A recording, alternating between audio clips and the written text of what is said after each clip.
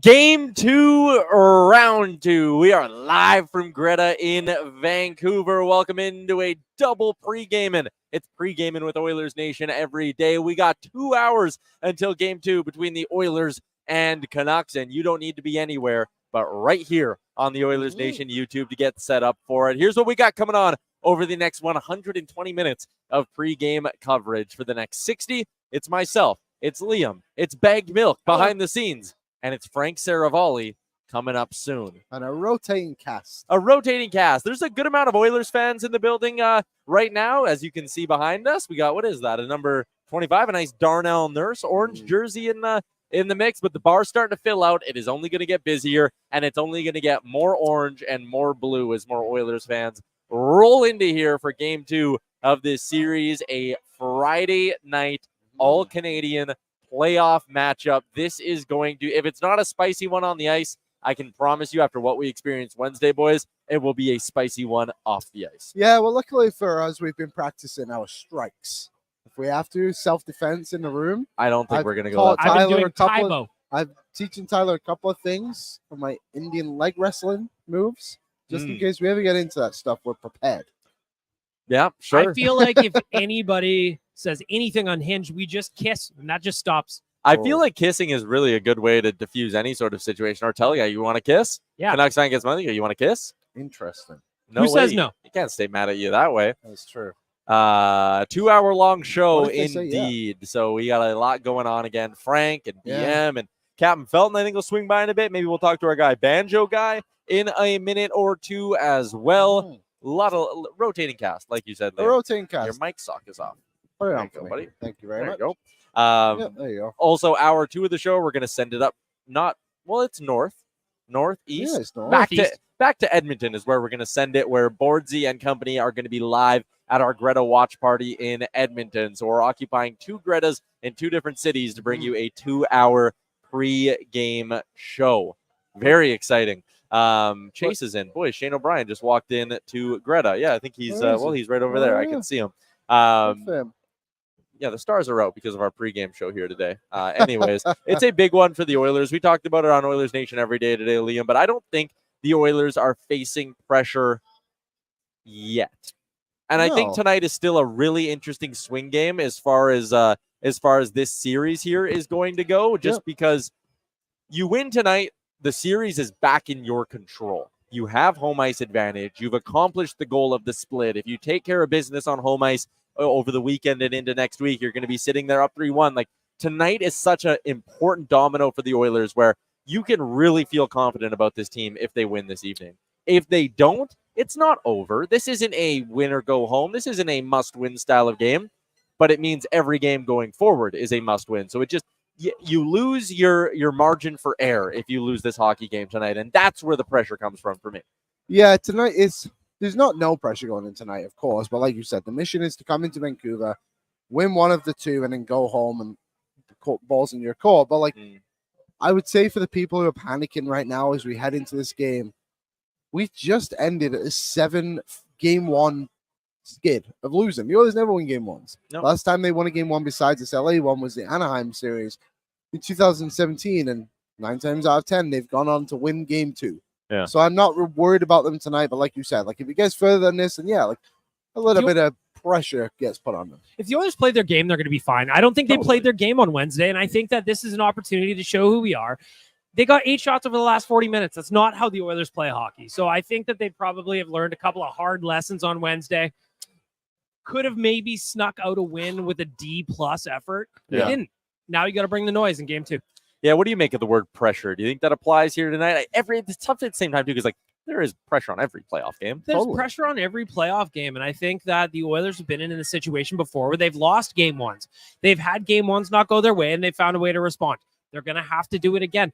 That game on Wednesday felt very much like game 1 against Calgary in 2022 to me, and we know how the rest of the series went. And I'm not saying that that's exactly how this one's going to play out, but the lessons from that have to remain, where just because game 1 didn't go your way, that does not necessarily indicative of how the rest of the series is going to go. In the Charm Diamonds on the YouTube chat, Mick Mullet says 100% BM. So you have the fans on your side. Chet Ivers has said no panic. You can criticize game 1 without worrying about the rest of the series.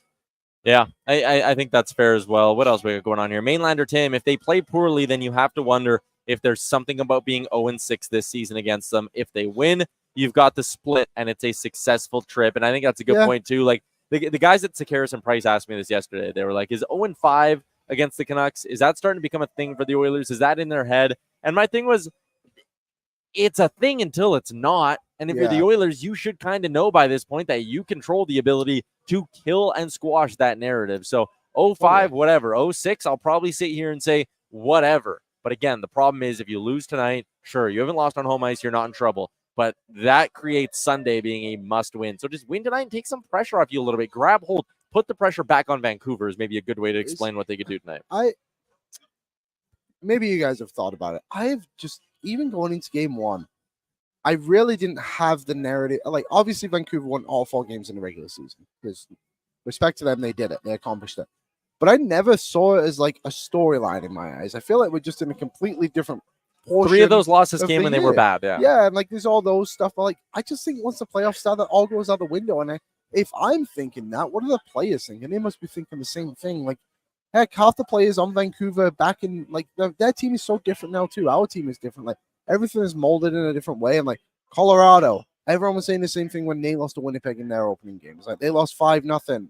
They've lost 5 in a row against Winnipeg this season. Yeah. They haven't taken any leads against them. And then they went on to steamroll them for 4 more games. Like, the others at Colorado, that game was a lot different. But, like, the others got to turn it up another notch tonight to beat Vancouver. But I don't know. Like, the 0-5 isn't a storyline in my eyes. To me, they also very much look like a team that had not played in a week. Yeah, exactly. And then you look at Dallas last night. You know, they kind of did this thing where you come out heavy in the first period, you feel like you got your legs underneath you, and then Colorado do it, right? Like, it's just, it doesn't matter. Like, the game by game is very different. Yeah. Chell is in and says, players are probably pissed off. I expect a very spicy game. Yep. Yep, totally. Mr. Burns, you can't look at how much they came back from this year and not believe they can come back tonight. And again, this Oilers team, like, they've been resilient this year. They went through the shits already. Like, they've gone through that. I think this is a team like we saw from that kind of viral clip of McDavid when he, told the room, like, we came back from the fucking dead. And it's like, yeah, you did. So why can you sit there after being 32nd in the NHL in November and then working your way to a spot where you almost won the division? Why can you not sit there in the room and have a high sense of belief that you're going to find a way to figure it out? You're only down 1-0. That's why, again, like, I'm not even going to be hitting the panic button if they're down 2-0. I'm going to recognize the pressure. I'm going to realize the situation they're walking into and that it's daunting.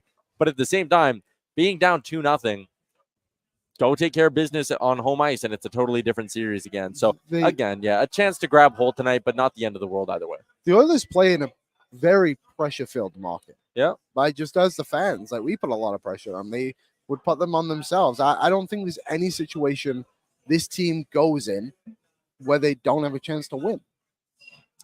You're right. Like, they've won in plenty of different ways just in these playoffs. Totally. Blowouts, tight and high scoring, tight and low scoring. Like, again, it's very easy to have a lot of confidence in this group heading into game 2 of this series. Our pal Yash is in. He says, let's go, boys. Mainlander Tim, 5 games from now, we'll look back at the blown 4-1 lead as the best thing that's ever happened to them. And sometimes I think this group does kind of need a little kick in the ass. As unfortunate as it is, maybe going up 4-1 was the worst thing that could have happened to them, because what's the book on this Oilers team? We've seen it so much during the year. When they get a little too confident, they think the game's easy. And when they play like the game's easy, they get themselves in trouble. So maybe going up 4-1 sucked. Maybe if they would have stayed 2-1 in that game until the end of the third, they come out guns blazing in the final frame and put the thing away. I mean, we're doing a lot of ifs and buts and all that stuff, but still, I do think it knocked this Oilers team. Saying knocked them down a peg is maybe a bit harsh, but it gave them a reminder of how difficult it is to win and how they need to play. Yeah, I agree. Like, it's just, we've said it a few times now, right? Like, they did feel way too casual. Like, the Oilers need to be the offensive dominant team in these games. Like, their offense is the best in the NHL. Like, the talent they have is unbeatable and unmatchable compared to many other teams. Like, Vancouver, granted, have a lot of players who can also take over games. Like, Pedersen, if he ever wants to show up, Quinn Hughes is a very talented player. But it was, again, that line of Dakota Joshua, Garland, and Lindholm, who kind of grinded out the goals. You look at the goals they got. The Joshua one was maybe a bit fortunate coming off the back wall and finding him there, but Lindholm right in front. Garland, like, not on the doorstep, but like pretty greasy goal too, right? Like fake a slap shot and somehow go 5-hole from the goal line, like just stuff like that. I'm not saying Vancouver got lucky last game, because I think they earned every opportunity they got, and they beat the Oilers fair and square. But the Oilers aren't allowing 5-on-5 goals often. I think that that's crazy. I think it was one of those nights too where like everything that could go wrong did go wrong Yeah. at 5-on-5 for the Oilers. They don't give up 5 even strength goals a game. I'm just looking ahead at tonight's game. They're going to clean some shit up, and that is 100% fact. And I think that they can do it. They've done it plenty of times over the course of the season, where maybe you have a tough game, maybe you have something not go your way, and they find a way to be resilient. They find a way to bounce back. This group has seen a bunch of different hurdles this year, and they found a way to clear it every time. And we got to go into game 2 thinking that they can do it again. Yeah, absolutely.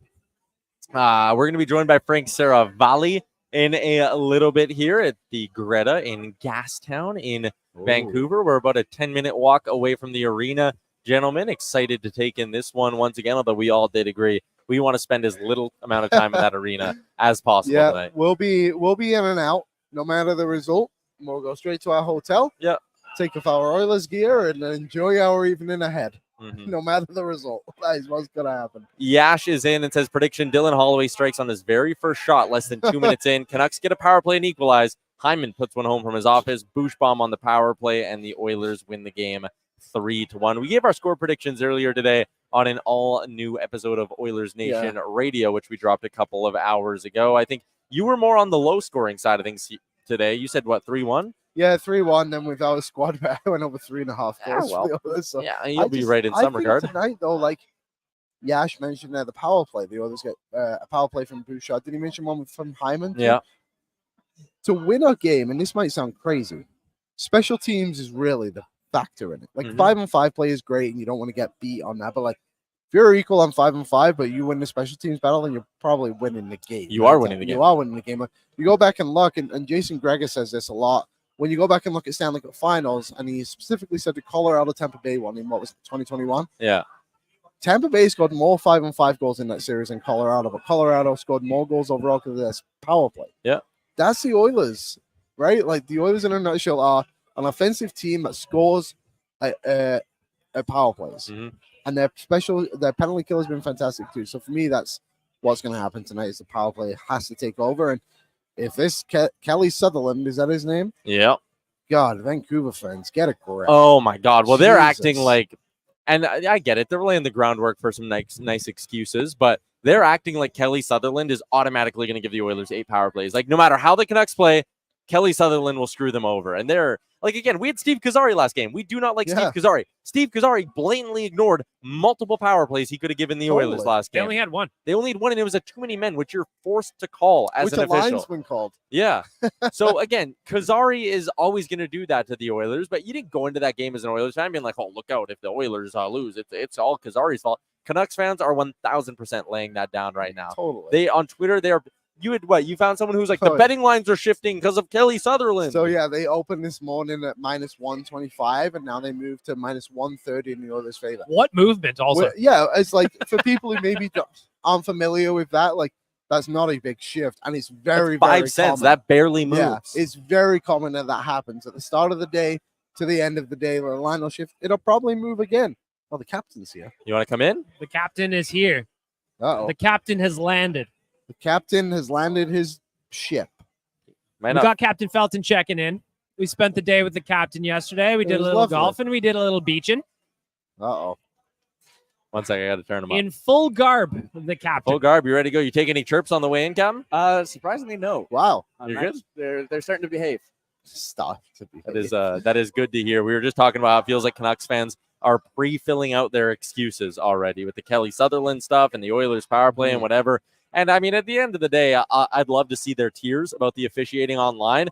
And the easy response from an Oilers perspective is like, okay, if we win, if the Oilers win tonight and they go 2 for 4 on the power play, you can very easily point to game 1 and go, Canucks, you're lucky that they didn't call more. Totally. Because the Oilers power play is at that level tonight. Captain Felton, what's your confidence level heading into this game? Honestly, I'm looking back to 2022. What happened then?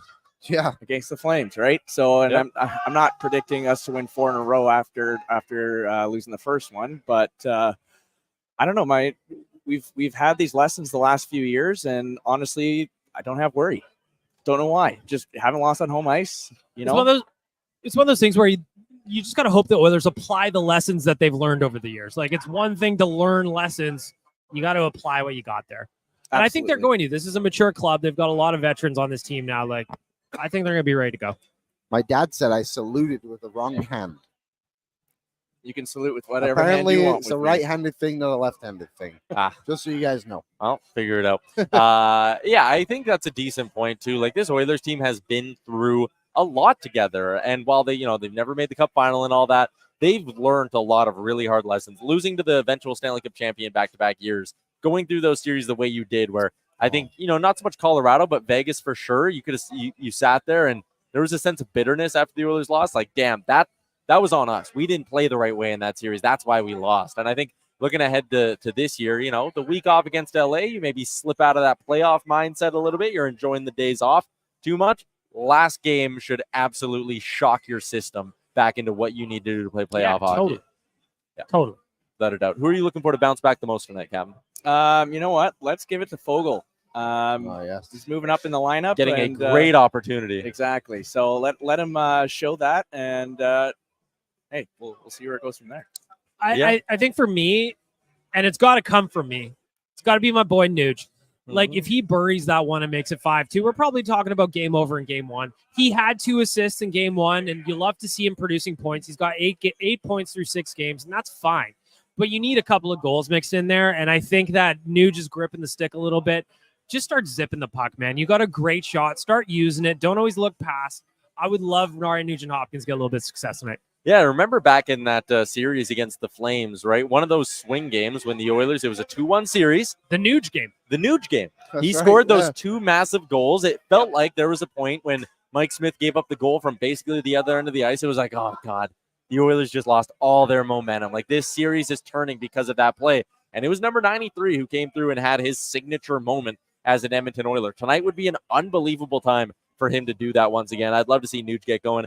Canucks Army is in the YouTube chat. They dropped in a hi, guys. Good to see them taking a break from tweeting about Kelly Sutherland to consume some other content. That's very, very nice. Your pal Joe is in. I'd like to see Kane and Perry turn it up. Corey Perry's a guy who, he's been quiet, and he's a third-line winger. It's not like you're expecting him to go out and be a force and be a big impact piece every game. But when we talked about the Oilers' strength coming into these playoffs, a big part of it was offensive depth. It feels like this is the deepest the forward group has been ever in the Connor McDavid era, and part of that was Corey Perry had impactful games in the regular season. It's disappointing he hasn't had an impactful game. Felton, all we did when we played the Ducks in those playoffs, we dealt with Corey Perry the Rat. All we heard about when he went to those Cup finals, Corey Perry the Rat. Why haven't we seen Corey Perry the Rat? You know what? Maybe this little earthworm's got to pull himself out of the dirt or get back into the dirt and muck it up.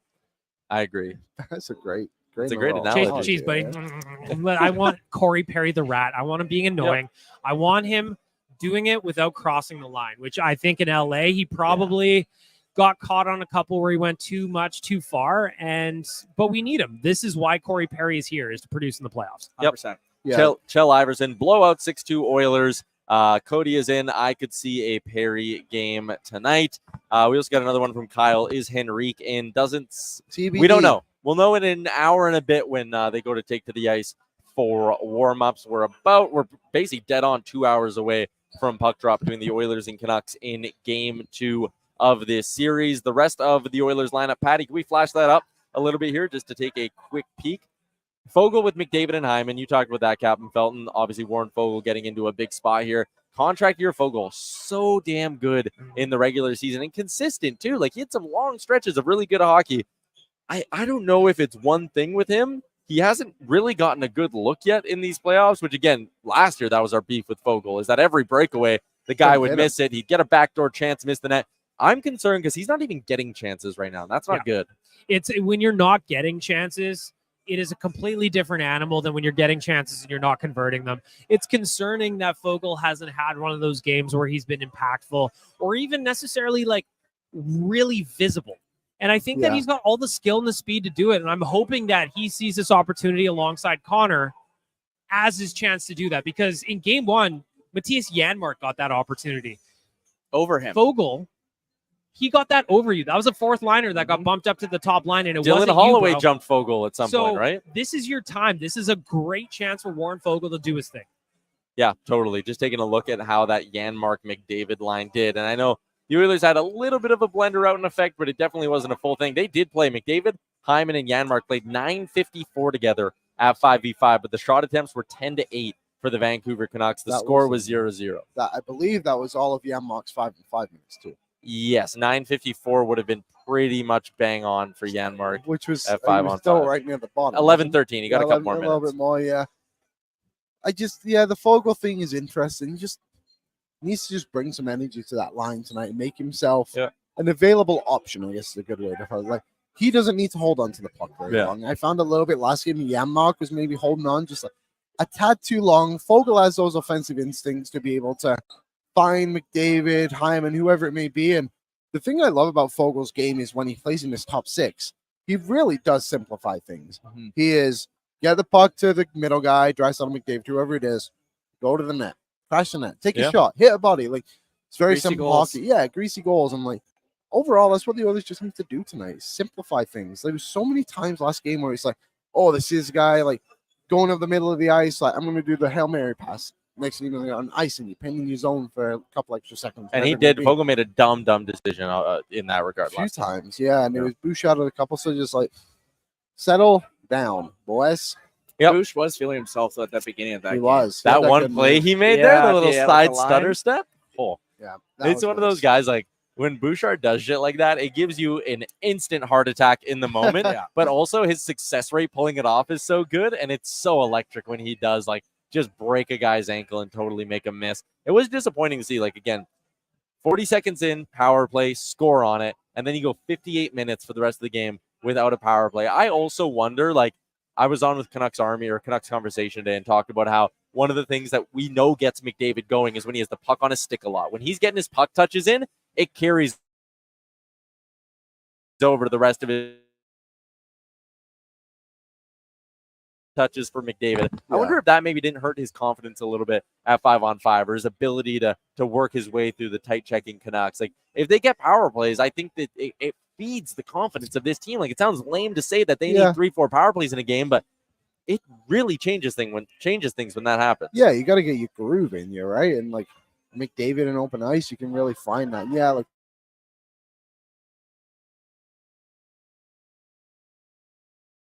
every game he plays in the playoffs. Like, they're just gonna. It'll be interesting to see what they do. What was Quad saying? They actually put more pressure on the defense to get transition the puck or something like that. To, like, avoid getting McDavid. So the pressure wasn't necessarily fully on McDavid, but more on the blue line, who then couldn't get the puck to him. That's why you're saying maybe put Stetcher in. Yeah, because he can get he's a bit more puck moving. Right.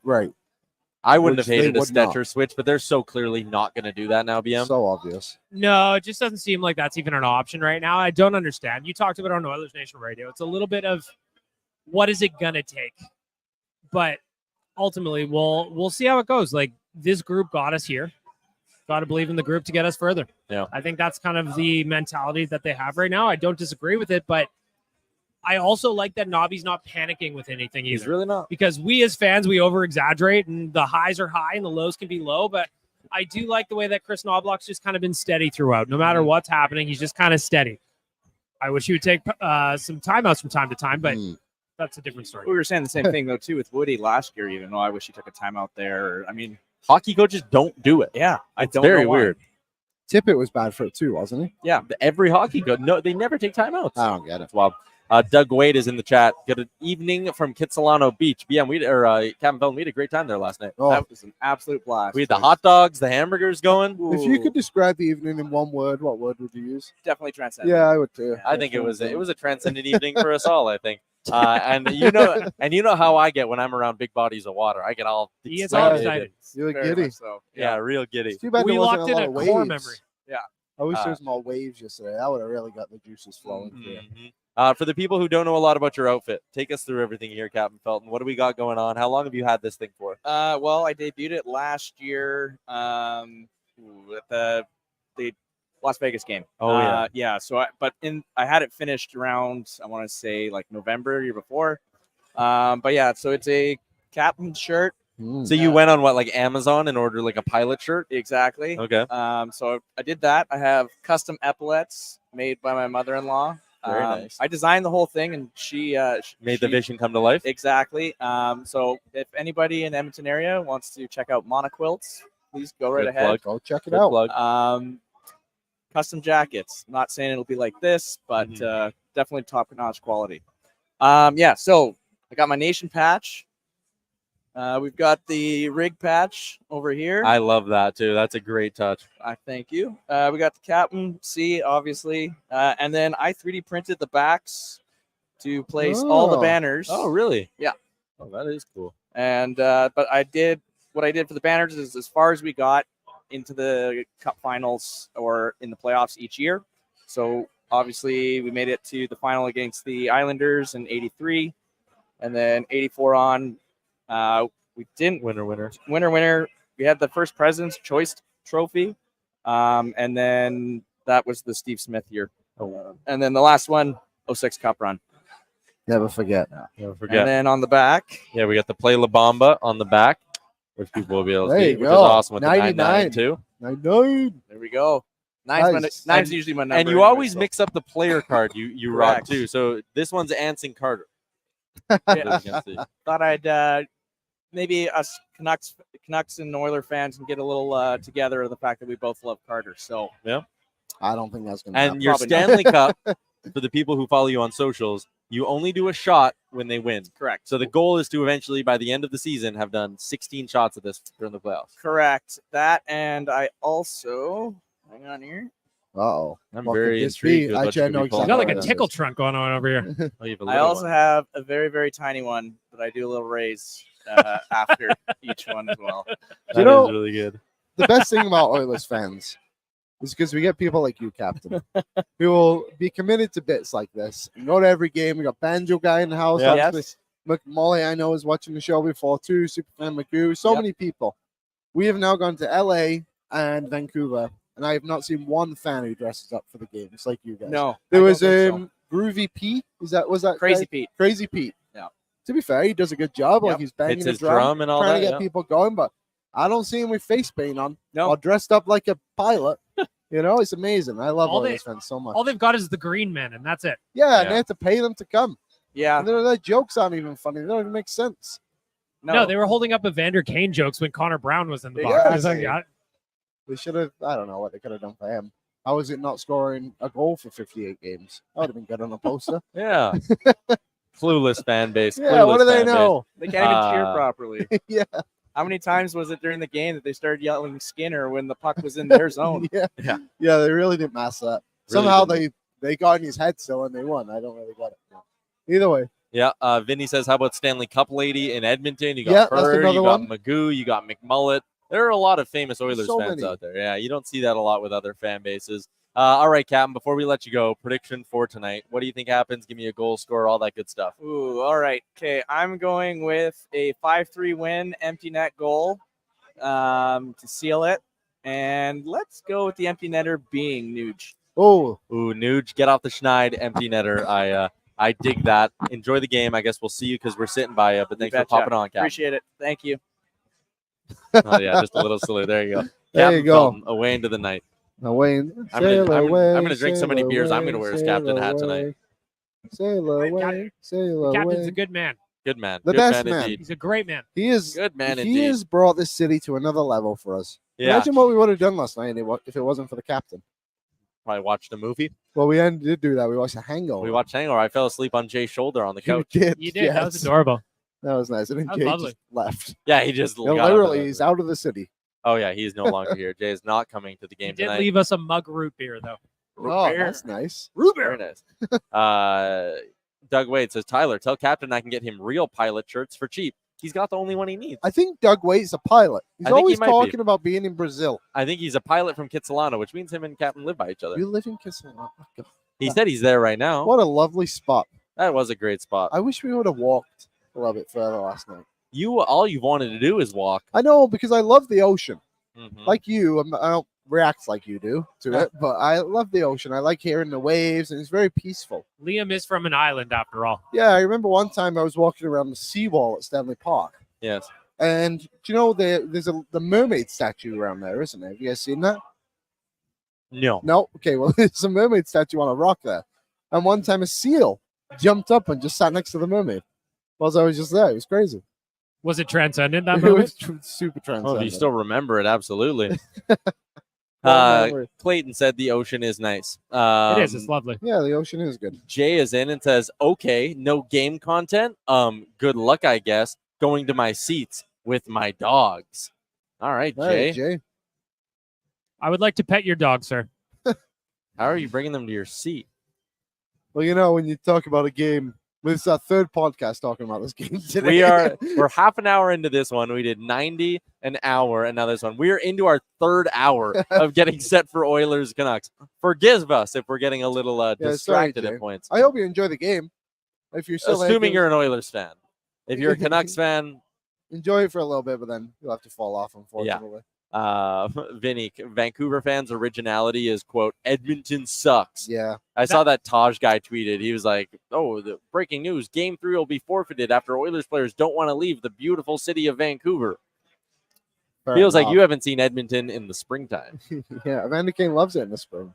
That's his favorite Yeah. time of year. Told us Outside of that. when the game was turning the Canucks' favor in the third period, they were louder in Los Angeles. Oh, they totally were. Yeah. It wasn't close either. So if you're wondering what the vibe was like at Rogers Arena, until the third period, they were very quiet. Yeah. Like, so if you think LA fans are kind of like, well, we're here too. Yep. Nathan is in. How many times can you say we need to bounce back tonight, LMAO? They do. Yeah. It is a pretty, I get It's like it. a pretty straightforward game plan for the Oilers. Like, it's not like they got blown out of the water 7-1 in game 1, and we're sitting here tonight being like, the PK is not good enough, the power play is not good enough, goaltending's not good enough. We need Hail Marys and miracles to compete with this Canucks team. No, it's very, very easy from an Oilers perspective tonight. Play well, you are good. End of story. Easy peasy. Bring your A game. Vancouver doesn't have a hope in hell. Simple as that. And that's the problem. The Oilers haven't done that all season against Vancouver. So hopefully that eventually happens. Someone else in the chat said, buddy, Oilers fans don't even know half the players on their own team. Okay, fans in the chat. You should have seen how good we did at the Puck Doku That's today. true. We had Big a great guy. Puck Doku. But if you're in the chat right now, let's start listing some players off. Yeah, to start Just throwing list names in. out there. Anyone you can think of. Yeah, just From throw this year's team, 20 years ago, 40 years ago. Your Past favorite teams. player when you're a young boy or girl. Who was your first favorite Oiler? Jordan Everly. Scored that goal against Calgary when I moved here, and I was like, whoa, this guy is nuts. I remember that the copy of, was it the Hockey News? Or maybe, yeah. The Future Watch with the hockey news. And it Yeah. was like them three stood in a row, like all arms crossed, so their arms were by the side. It was like Everly, Paiavi, Hall, and I was like, whoa, this team is going to be good. I remember the team was just like so hyped up to me at that moment because it was like, they just got Habib Bula and Taylor Hall first overall. They were like, we're calling up all these young guys. They're going to be so good. And then we beat Calgary, and then the rest is what it was. Yeah. It's a disaster. So Yeah. it was, oh, here we go. We got some names. Ryan Smith, Esa Tikkanen, Charlie Huddy, Pat Hughes, Bordsy, Struddy, Colton Tuber, Curtis Joseph, bunch of guys. It is Ryan Strome. Colton comments that one guy that hurt McDavid. Oh, what was his name? Brandon Manning. Never forget Brandon Manning. Never forget. One of my favorite. Nah, just kidding. Cody said Colton Tubert. That's a great former Oiler. Okay, here's one because Pradneski threw in a little Arthur Seelov's joke into the chat. I do think one area we are perhaps overlooking a little bit with this Canucks team. We're talking about like Skinner's going to bounce back, right? That's what we keep saying. Stu will bounce back. He'll be good. That was also the worst Arthur Seelovs has looked. Okay, I think I it's agree. fair to assume Seelovs is going to bounce back tonight. No, I don't think that is fair to assume. And why? Because the Oilers didn't even bring offense to the game. You look at their 4 goals. Sorry, I wish they had 5. So power play goal. The Oilers completely outdueled them. Wide open Zach Hyman on the back door. No goalie would have stood a chance with that one. The second one was Ekholm. Basically walked in and had a clear shot on him. Hammered it. Hammered it. Good goal. Not many goalies. You give him benefit of the doubt for that one. The Cody Ceci goal. Straight screen. And then the Hyman goal, I think, went off a stick and was like a bit unlucky. But like Hyman and Ceci, he wants back. I think the CC one deserves a little bit more credit to Evander Kane because I think he did a really good job of doing the crossing right over his eyes as the puck came through. The Hyman one, yes, he would want back. But there was never a great Draisaitl chance. McDavid finished with 0 shots in the game. Like, the Oilers didn't test him that much. What did they finish with? 14, 15 shots? Like, they didn't have a shot until the end of the game in the third period. And the one play that we keep forgetting to bring up is how close were they to actually tie in this game when Nuge put it right across the crease and there was just nobody at the back door. Like, I don't know. Like, I think Seelovs is going to be a great goalie. Don't get me wrong. But I don't even think the Oilers came close to testing him consistently enough to say that he deserves to have a bounce back to I think a big part of tonight. Sorry. I think a big part of tonight's game is like get on him early. Yeah. Get in his kitchen, make his life difficult. I thought that they did that for most part in the first period. Second and third period, they really quieted down. You had 8 shots over the last 40 minutes. When that fourth one went in, was it the Zach Hyman, the fourth goal? Yes. Whatever the fourth goal was, like they should have been shooting from the parking lot. They should have been hammering him entire time. And I just wish that they would have tested him more, especially when you consider the way that the goals that he was letting in. I just think that test him, make his life miserable. Get, like we talked about Corey Perry early. Get in his kitchen. Don't fuck around in the crease. We got busted for that already, but like make his life miserable. Yep. Quaddy says he struggles with screens, and actually just going back and rewatching that CC goal, that definitely hit Ian Cole in front. Did it? Oh yeah, watch. Like, You can see right here. Yeah. He was similar to That's a decent the point. the first goal against LA. Who 4 scored goals. That? Mike Anderson, right? Yeah. 4 Like, goals I on wanna- 18 shots. I want to see 35 plus shots on him. Like test him. I'm sure Test it was our good pal Reed Wilkins made a tweet. I know he tweeted out about the shots, but it was something like in that second period, the Canucks had 5 high danger chances. The others had 1. Yeah.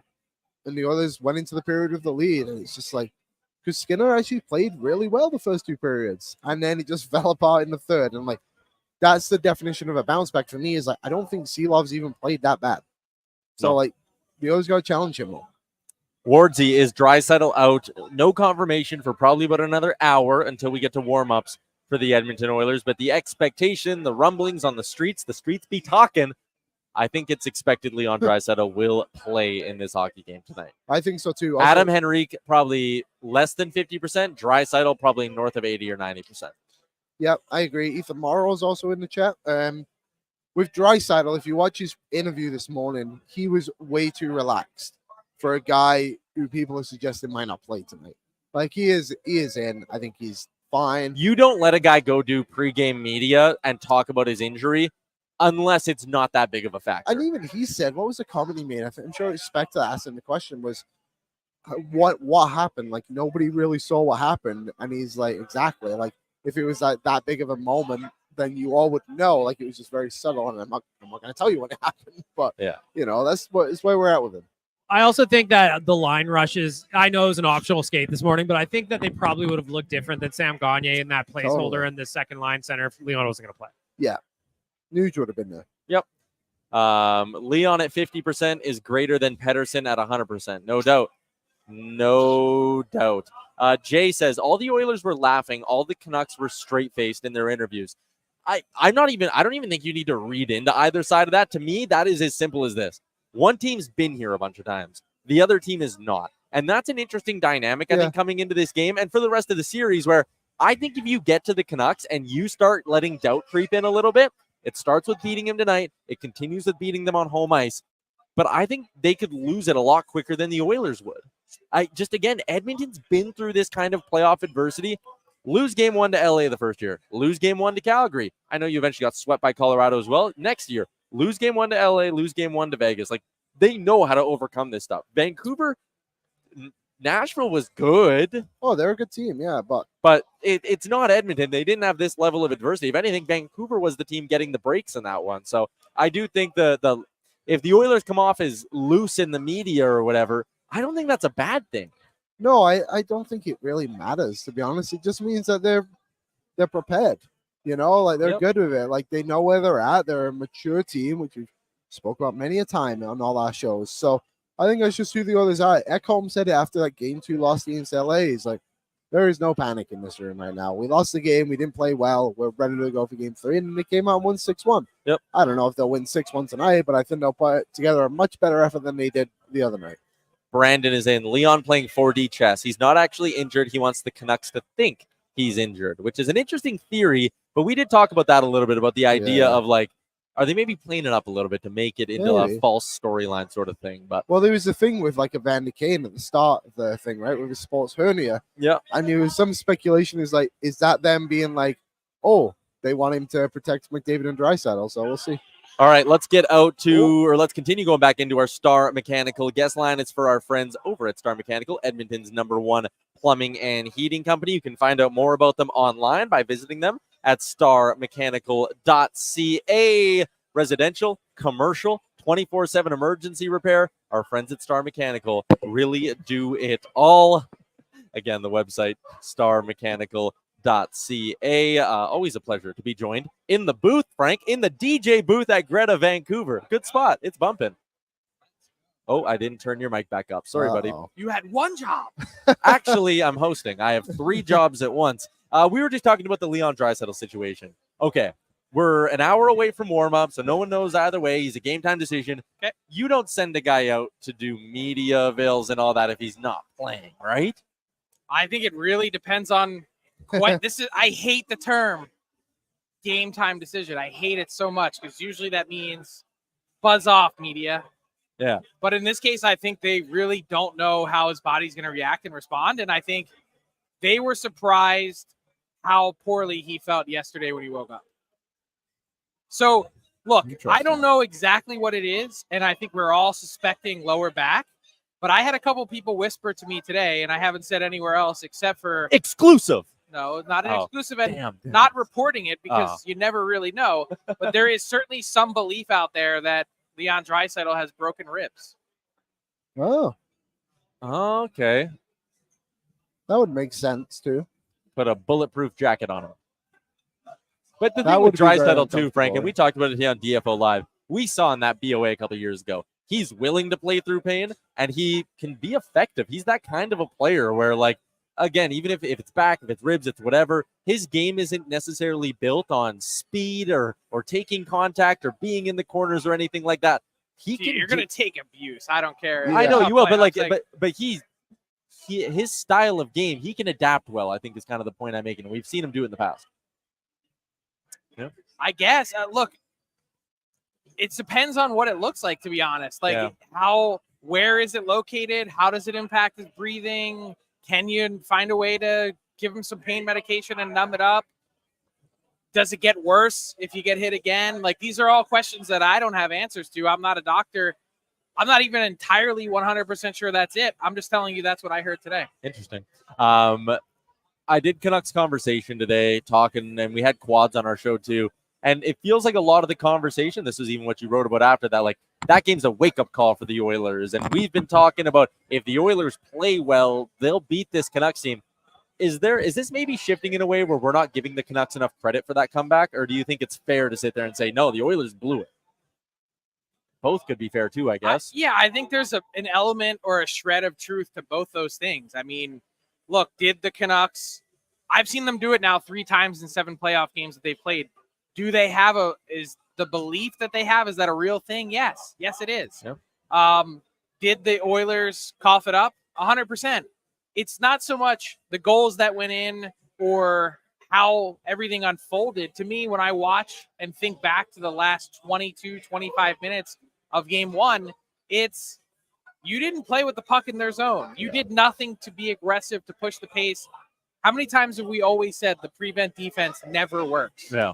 It doesn't work in the NFL. It doesn't work in the NHL. I don't know why you'd think that that's the best course of action, but there's the term score effects for a reason. When you have a 3-goal edge and you're up 4-1, you tend to sit back. It's just human nature. Yeah. Ask the Dallas Stars. Yeah, no kidding. It does feel like after that game 3 against LA, game 4 against LA, and game 5 against LA, they did get way too comfortable of just being like, well, we can just dump pucks now. We don't have to play our offensive game. We'll Vancouver's run the clock. not And LA. it's like, yeah, but this team has a lot more offensive power. And even if guys are kind of like dried up right now, it doesn't matter. But it seemed to me that it was that Dakota Joshua line that really took over the game. From what you've seen of the Canucks so far this run, has that been one of their best games?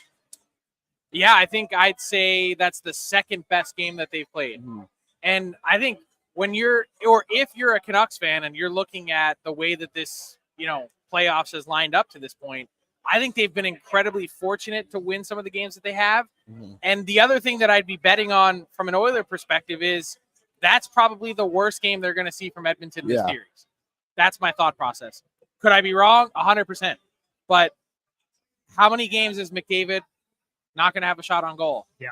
How many times are the Canucks going to be whistled for only one penalty? Last time I checked, and this was the debate that we had with Quads yesterday. It was an Canucks unreal Army, debate. because he said, and if he didn't phrase it this way, and I'm misrepresenting it, I apologize. But I believe he said the Canucks won the special teams battle. He goes, special teams battle, check. And I was like, the Oilers were 200%. They were 100% on the power play and 100% on the penalty kill. Last time I checked, you can't. That doesn't get any better. And the Canucks averaged, 3 point something power plays against per game? Or time shorthanded per game? 3.8 penalties taken per game. What are the odds that they're going to be able to keep it down 75% night in and night out? I think they're small. But this is also what happens in the playoffs. Sometimes logic gets thrown out the window. Sometimes what makes sense doesn't in the playoffs. And sometimes the better team doesn't always win. The Seelovs, people were saying in the chat, we weren't giving him enough credit for how he played and he should be able to bounce back. But my counter to it is I don't think the Oilers even did enough to put pressure on him. They had 14 shots in the game overall. 18 in the game. 18 was it? And barely, none in the third. What was it, last couple maybe? But there was no McDavid show, like we said. Draisaitl didn't do a lot either offensively. But some of their best looks came in the last 2 minutes. Exactly. That Draisaitl 1-T from the goal line, that was maybe their best shot all game. And it's if they can just put him under pressure more consistently in this game, that should be an advantage to the Oilers, I think. I thought it was really curious to see the coverage that emanated from game one, because a lot of people were all over Stuart Skinner, and he wasn't very good. But I wouldn't give anyone an advantage in that game. I'd say both weren't good. Both goalies. Yes. I would agree. I think the third period was just a Seelovs massive letdown. Swimming all over the place. I thought he looked nervous. I thought for the first time in these playoffs, he looked like he was overwhelmed. And did he settle in? I mean, I guess you could say he did, but he didn't really see anything in the third period until that happened. Yeah. Until the comeback was complete and the Oilers had a chance to put the full court pressure on. I'm not giving anyone a check mark. That's a column that if we're sizing these two teams up, no one gets the plus from game one. No one gets a win. Okay, last Oilers area I wanted to hit on with you before we let you go. A lot of talk about how bad Nurse and Ceci were in game one. And this has been a storyline dating back to playoff runs, dating back to the regular season. They weren't good the last 3 months of the regular season. It's why the Oilers were rumored to be interested in Chris Tanev, right? At what point does Chris Knobloch have to go, I can't keep running these guys out here? Because it feels like he's stubborn with it a little bit. What is your alternative? Vinny or Stetcher? You're saying break up the pairs? Yeah. Or are you saying play them less? Because those are two different things. I think break up the pairs is the first thing they would go to. I really don't think they want to scratch Ceci. I don't think they would. I don't think they would. And I would take it a step further and say, I don't think we're going to see a time, and maybe I'm wrong in misreading the situation, where all of a sudden Nurse and his pairing gets bumped down to third pair minutes and Desharnais and Kulak get upgraded. I just don't see it happening. I really don't either, but I think it's a mistake just when you look at the way that they've continued to play in big games and with tough assignments. Theoretically, this should be where Darnell Nurse shines. The playoffs, 100%. It should be leveraging his size. It should be his ability to move the puck, nastiness. All those things should be right in Darnell Nurse's wheelhouse. And the fact that it isn't is really, I'd say it's more concerning the fact that he's detrimental than helpful. Yeah. That's the other thing, too. It's like if those two were going out there and sawing off or getting outscored by one, maybe you'd sit there and go, okay, they're taking tough matchups. Bouchard and Ekholm, they get the McDavid minutes and the gravy offensive zone starts. But it's the fact, you can't trust Nurse and Ceci in any matchup. And when you look at what they did last game, they went up a lot against the Joshua Garland and Lindholm line. That's the Canucks' third line. What's a softer matchup you can give a D pairing or have a D pairing get than that? Maybe Pedersen is who you try to get them out there against a little bit more, but I don't know that you're inviting that either. Yeah, exactly. You So don't want to wake him up. It's just this really, really tough spot where it doesn't feel like they're going to move off of Ceci and Nurse. Like you said, it doesn't feel like they're going to play them less. I don't know. I just think you're not taking your $9 million defenseman and stapling him to the bench. You're just not. No, you're not. But put Stetcher in, but they don't want to do that to Cece, I guess. So Well, and it's Stetcher frustrating. doesn't have the size that they're looking for. That's not how they Yeah. want to play. And frankly, that's not how Vancouver wants to play either. They're not playing Noah Juleson. They're playing. Yeah, they're playing Ian Cole. I know there was talk about him in game one, and yeah, obviously he's a playoff veteran and he's been on runs before. One more area, Connor McDavid. Did the Canucks figure something out in how to stop McDavid, or was it just an off night from 97? And I said it on Canucks Convo. I said it on Canucks Convo. It's almost McDavid's like a chess game, right? LA made a move in that opening series to swarm him coming in off the rush. He adjusted, was good. Is there a move McDavid can make now to adjust? We'll see. Or did the Canucks figure something out? I don't even know that it was anything that they did. And I'm not knocking how the Canucks played because they have 5 games worth of success to point to and say, hey, we've really kind of done a decent job of limiting this guy this year. Yeah. However, when McDavid got the puck and had some space, he wasn't all that impressive with it. Yeah. In game one, there were some uncharacteristic bobbles. There were just things that he wasn't at the top of his game. And I don't have an explanation why. If we get another game like that tonight, then I will start trending towards, hey, this is something that Vancouver's doing to really kind of limit him and quiet him down. But I'm not there yet. Last one. Does Adam Henrique play tonight? I don't think so. I would think that Draisaitl is more likely than Henrique. Okay. Second last one. What did you think of the parachutes coming down, landing in the press box, and hitting that light right in front of you? Did you see that? It actually hit me. Oh, did it really? It hit me, and I had to take it and crumple it up and throw it back out into The the crowd. shirt? You Yeah. didn't take a gift, a little souvenir home, no? There was no gift card wrapped up in the middle. You can I grab didn't it check. up. All right. Well, enjoy covering What tonight. am I going to do with a Canucks shirt? I don't know. Give it to my kids? Throw it in the ocean? Nah, don't do that. Don't throw stuff in the ocean. Come on, Liam. Frank, thanks for hopping on. Enjoy the game tonight and enjoy your travels out to Edmonton tomorrow. Yes. It's going to See be you guys. beautiful in Edmonton. It was beautiful here. It was. It was I've been here almost 3 weeks. I haven't seen a cloud yet. That is nice. All right, there. Frank Seravalli on the Star Mechanical Guest Line. Thanks, Frank. See you, Frank. There you go. Frank Seravalli away into the night. We got a couple minutes remaining in today's edition of the show. It's a double pre-game show. Show. And it's brought to you not just by Oh, I that goes a dropped microphone. a microphone. That is top-notch quality. All right, around Liam. here.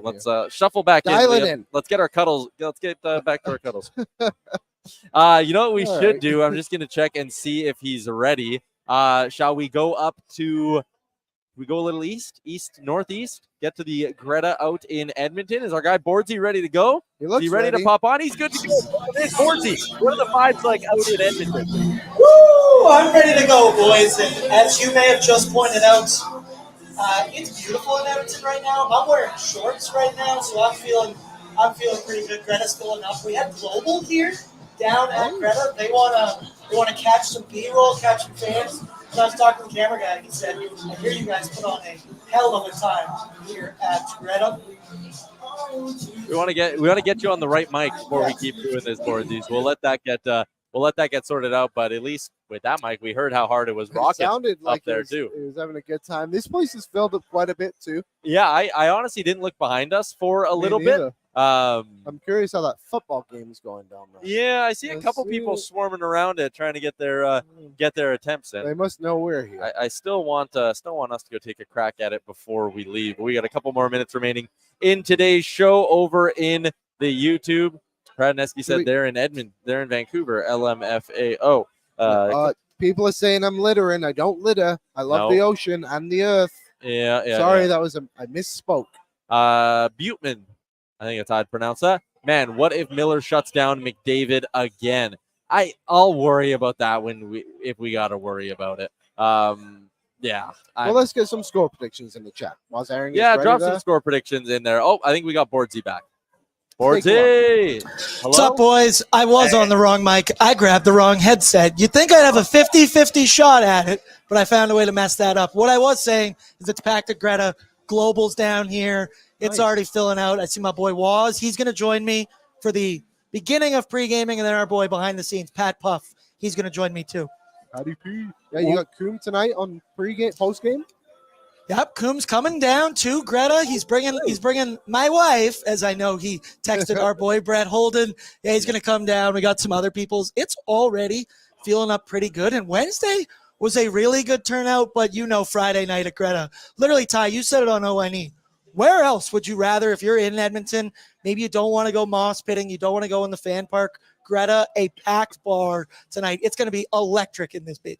Beers are cheaper than any one of those watch parties as well, which is a very, very important factor. It is going to be rocking out in GRETA. It should be rocking inside Rogers Arena here in Vancouver as well. What's your number one storyline heading into this game tonight, Bordsy? Well, I'm going to go with 1A and 1B. My 1A is Stuart Skinner. Obviously, bounce back performance. I've said it all playoffs. Nobody has more pressure than Stu. And while he needs to be better than what he was in game one, the team in front of him needs to play better. And I do want to say Stu, I thought, had 2 good periods. The wheels just completely fell off for everyone in front of him and him as well. And then 1B, which Frank Seravalli does not help with my anxiety about Leon Draisaitl with the bomb that he just dropped. You guys, I got to watch him for his injury, how he's going to move. Is he rigid, slow? Because when he did come back in the third period, he wasn't skating very hard. But if there is one guy that doesn't need to maybe skate that hard and can still perform, I believe it's Leon. And we know he's willing to play through injury, a la the Calgary Flames series years ago. So those are my big 2. It's Stuart Skinner and Leon Draisaitl. Yeah. Oh, man. I'm jealous of the GRETA in Edmonton. I think that thing's going to be rocking tonight. The other thing, too, Aaron, and it's kind of in their control. It's kind of not in their control. It's number of power plays that they can get. Come on. One power play again, that hurts their chances to win. You can sit there and be like, crying about the refs, blah, blah, blah. I'm not even really crying about the refs, but like a normal NHL game should see 2 to 5 power plays for each side. This will not be another night where the Oilers only get 1 look with the man advantage. Well, according to David Quadrelli, who's already built in his excuse about the power plays with Kelly Sutherland, I would expect the Oil to get a couple more calls tonight. And with how lethal that power play's been, like game 1, dude, that started the dream way we wanted that to go. On Pregaming, we said, I want early peppering with shots and early power play. They take a too many men gift-wrapped opportunity for the Oilers. They take advantage, but then that was it. Now, your PK has still been special teams. We know it's key to winning in the playoffs, and the PK still rocking at 100%. But the Oilers, it's no secret for them to win hockey games. They do rely on the power play quite heavily at points, and it's there for a reason. I expect them to get some more calls tonight. Bordsy, Waz, Pat Puff, Brett Holden behind the scenes. It'll be a good time up at GRETA and good times on Pregaming and Oilers Nation After Dark. Enjoy the game tonight, Bordsy. Thanks. Peace, boys. Have fun. All right, we got about 90 seconds to go in our pre-game part of the show here, Liam. But what are you looking at? Oh, Leon Draisaitl. Oh, yeah, Leon Draisaitl walking into the arena. He can walk. Did he look like he was walking okay? He looked like he was walking Quinn fine. Hughes looks like he's laboring in that video. Big limp. Yep. It's a great crowd in here right now. Yeah, This GRETA in Vancouver is starting to fill up. Excited to get down to the rink as well. Like, it was spicy on Wednesday, a Friday night in downtown Vancouver. Crank her up a couple of notches. A lot of people liking your turtle shirt as well. Yeah, who on Vancouver do you think has the ability to have a Kachuk-esque turtle? Oh, Pedersen. Yeah, but Pedersen would not engage. Like he'd have to, you know he'd what have I to be mean? in the fight a little bit. Which, to be fair, like I think Vancouver do have like some tough guys. Should I say Zadorov? No, that's a bit too far. There's no one like Kachuk, right? Yeah. He's such a unique player, but yeah, maybe JC Miller. oh, I can see When that a little Evander bit. Kane gets a grip of him tonight, I think we'll see a fight tonight. I think we might. And I think we'll see the temperature cranked up a lot on the ice as well. I think game 1, it wasn't a feeling it out, but it's like, hey, the Oilers went up 4-1, and then Vancouver's trying to push back. There was almost like every shift was so important for each team at different parts of that game. Yeah. Tonight, tighter earlier on. I think that'll lead to it being a little bit spicier for the Edmonton Oilers. That is a wrap out from GRETA in Vancouver in the Gastown area. It was a lot of fun pre-gaming out here. We're going to go maybe have a cold one with some of the Oilers fans who are hanging out in the bar, and then we are going in the building, Liam. It should be a great night for the Edmonton Oilers. Thanks so much for tuning in, but don't go anywhere. Pre-gaming with BORDZY from GRETA in Edmonton starts now.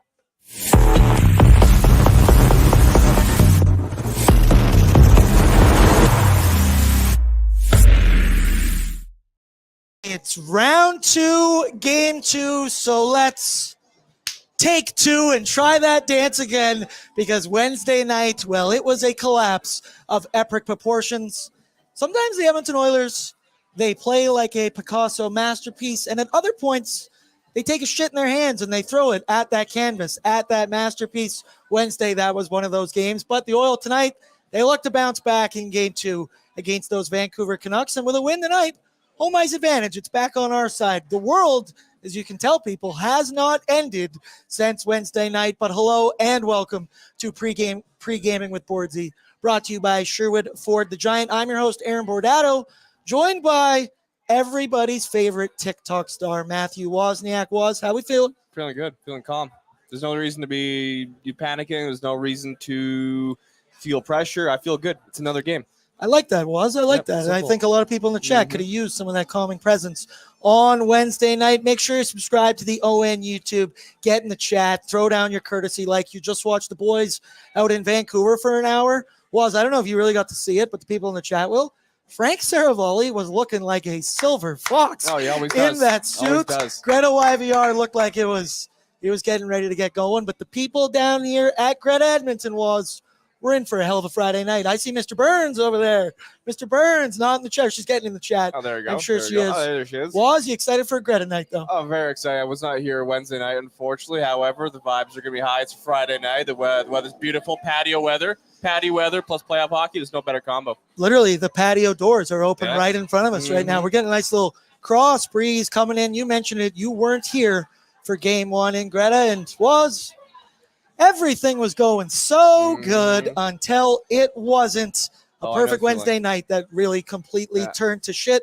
Hopefully we get a better result tonight. I do expect a massive turnout in this bar, but let's talk about Wednesday first, and then we can put it over there and never have to speak about it again. We'll start from the top because things went well for the Oilers to start that hockey game. I just mentioned it to Tyler and Liam, but you got your dream start of an early power play opportunity against a third-string rookie goalie who's played 12 games at that point in his career. You get that early power play, you get the goal. Check. You get solid goaltending from Stuart Skinner to start. He stopped Connor Garland on a breakaway, I do believe. Check. You've got your early lead. Check. And then, holy shit, a collapse that I said should be studied for years to come. 20-plus minutes without a shot. Goals from Vancouver, not even a minute apart. We'll talk about Nobby's choice to not take a timeout a little bit later in the game, but the Vancouver crowd was going nuts. They had momentum on their side, and GRETA in Edmonton went from 100 to you could hear a pin drop when that fourth goal was scored. What was your breakdown of Wednesday night, and what were the vibes like in the Moss Pit? Oh, the Moss Pit, the vibes are at an all-time high. I think we're getting a little too cocky, a little too confident. Where Buddy Payton in his BP's hoodie, he was doing the shushing, and I was I all hated for that. Canucks Army posted a video of him doing that. It was all fun. It was fun. I loved it. We were getting a little too ahead of ourselves. It kind of bit us in the ass, and I think you learn from it, right? But you got to move on. You park it. It's in the past now. And essentially, the Oilers, they don't have a lot of breakdowns like that. They don't collapse like that. I was trying to look through our schedule. I'm like, when was the last time the Oilers ever had a collapse like that? It didn't really happen all season. We've had to climb back in games. Yeah. But for that to happen, very uncharacteristic of the Oilers. Yeah, normally we don't get the great start like that. Exactly, normally it's the first period where we suck ass, and then the third period, Edmonton Oilers magic comes around. Tyler asked me there when we joined up for my two big storylines kind of coming in tonight. One, it's obviously the health of Leon Draisaitl. We'll touch on that in a minute. But it's Stuart Skinner, because if you were in the chat on Wednesday night, holy shit, that was something else for even the nation citizens. The Canucks Army faithful, I said all week, do Canucks fans have jobs? Or are they just able to go from chat to chat throughout every single show we do? But shout out to them, because you have to subscribe to get into the ON YouTube chat. But Stu, he finished the game with a 792, right? Not good. I'm not going to sugarcoat this. 5 goals on 19 shots. He was bad, but he needs to be better. He knows he needs to be better, and he's going to be better. I'd argue that one of Stuart Skinner's best qualities he has is his bounce back ability, that he doesn't get too rattled and can usually bounce back. He's done it mid-game after allowing a first goal of the game on a first shot. We've seen that a number of times throughout the season. We've seen him have bad games, then completely lock it down for stretches of 5 to 6 games with above 900 goaltending. He also did it in round 1 against the LA Kings. He had subpar, I think you could say, games 1 and 2 in that series. And then boom, games 3, 4, 5, he was excellent. What do you think about Stuart Skinner? What do you think first about his Wednesday performance, and then your confidence in him bouncing back? I have plenty of confidence in him bouncing back. It's not an anomaly when an NHL goaltender gets a shutout in the playoffs. That's not normal. Only good goaltenders. And they ain't handed him out these playoffs. Exactly. And Stu won that one game in against LA. Which game was it? Game 4? I can't remember. It's been so long ago, it feels. But I have full confidence in Stuart Skinner, and he's given the Oilers pretty decent goaltending these playoffs. One game bad, one good game. It's been very hit and miss. It's weird. I don't know where my confidence level with him is right now, but I'm definitely not some Oilers fans who are just throwing him under the bus after that game. I still have confidence in our goaltender. There's a reason why he's their starter. Yeah, absolutely. And hey, I love Calvin Pickard. I don't think the Oilers have a better chance with Calvin Pickard than that. Mr. Burns across the way here just said, hey, you guys need some more drinks? I'm good right now. I'm just sipping on my coffee, Mr. Burns. As you can tell, I'm anxious but cute, as the fine folks from GRETA decided to give to me this evening. I saw it in here from Doug Wade. He said, BORDZY, the Oilers played like shit, but Skinner was terrible. I agree. Both of those things need to be taken into account. Skinner obviously needs to be better. He shit the bed in that third period. That Connor Garland goal is still haunting my memories. I'm still not over it. Being that out of position, out of your net, biting on the fake. We'll get into it later with Darnell Nurse, and he has not been good. Him and CC, dog shit. You could argue that play, Nurse moves him to the outside, puts him everywhere you want him to be. He shouldn't score 5-hole from that angle. But as I mentioned, the wheels just fell off, but the Oilers do need to play better in front of Stuart Skinner to give him a chance. And thought for the most part, they were doing that in the beginning of that game. The other, holy shit, do you see that truck that just walked by? Oil Derrick on the back, 3 flags, then one out of the Oil Derrick. This street gets... Well, that's the best thing about coming to GRETA for these games is you see some of the coolest things on the streets when it comes to these playoffs. I don't know how else to describe it right now. Yeah, it's just a zoo. It's a madhouse. That's what I say. Down this street going, come on out tonight. First come, first serve. There's still some tables available, and you can come sit with me. You can come sit in this chair. I don't sit in this one during the game. But the other big storyline tonight was... And it makes me nervous. Hey, we got some folks pulling in from everyone over here. Wow, what a throwback jersey that is. Yeah, Joffrey Lupul oil drop jersey. Wow. Holy shit, look behind you, Brett. That is incredible. Oh, that's jersey of the night. You need to get that and post that one later tonight. Can I give a big shout out during the MOSFET? There's a guy who keeps wearing a Patrick Thorson jersey, former Oiler, now playing, I think, for Norway in the World Championships, 40 years old. Only 2 players in the World Championships this year are 40 years old. It's wild. That is crazy. Yeah. I'm not going to be able to get up. I'm 40 years old at the way that I'm going right now, the rate I'm going. But it's Leon Draisaitl, right? He missed a large portion of that second period in game 1 with what was being reported as back cramps and equipment issues. We noted today on ONE, what happened to just saying lower body and upper body? Let's not say it's a sports hernia, Vander Kane. Let's not say if it's cramps. But if you just saw Frank dropped a bomb right there I missed it. on ONE, he said what he heard today was that Leon Draisaitl might in fact have cracked or broken ribs. Oh my. But he doesn't have that confirmed. Wow. He's just being the middleman, the messenger that Frank is to let us know. He did not practice yesterday. He did not take part in optional skate this morning, which is nothing new, as once again, it's optional, but he's a game time decision tonight. I fully expect him to play. By his interview earlier today, he looked like a man who's going to be in the lineup. The real question is what level will he be at tonight? I don't know. That's a different injury to play through. We don't often hear about that. I know back in 2022, we had the high ankle sprain. He dominated the Flames regardless. And, throughout these playoffs, plenty of players are playing through injury, and not many are disclosed, right? Like, who knows what the Canucks players are dealing with, right? So I don't know. It sucks, but I think this is maybe a sign, hey, we need everybody else in the lineup to bring up their game.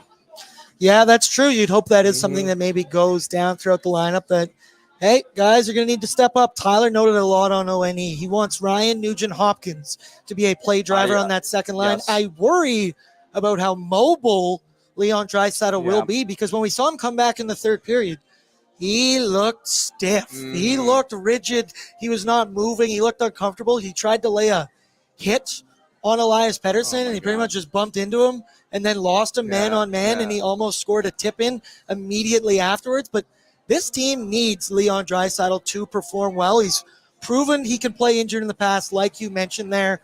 That series against the Calgary Flames, he injured his ankle Game 6 against the LA Kings in the 2022 playoffs. He then plays Game 7.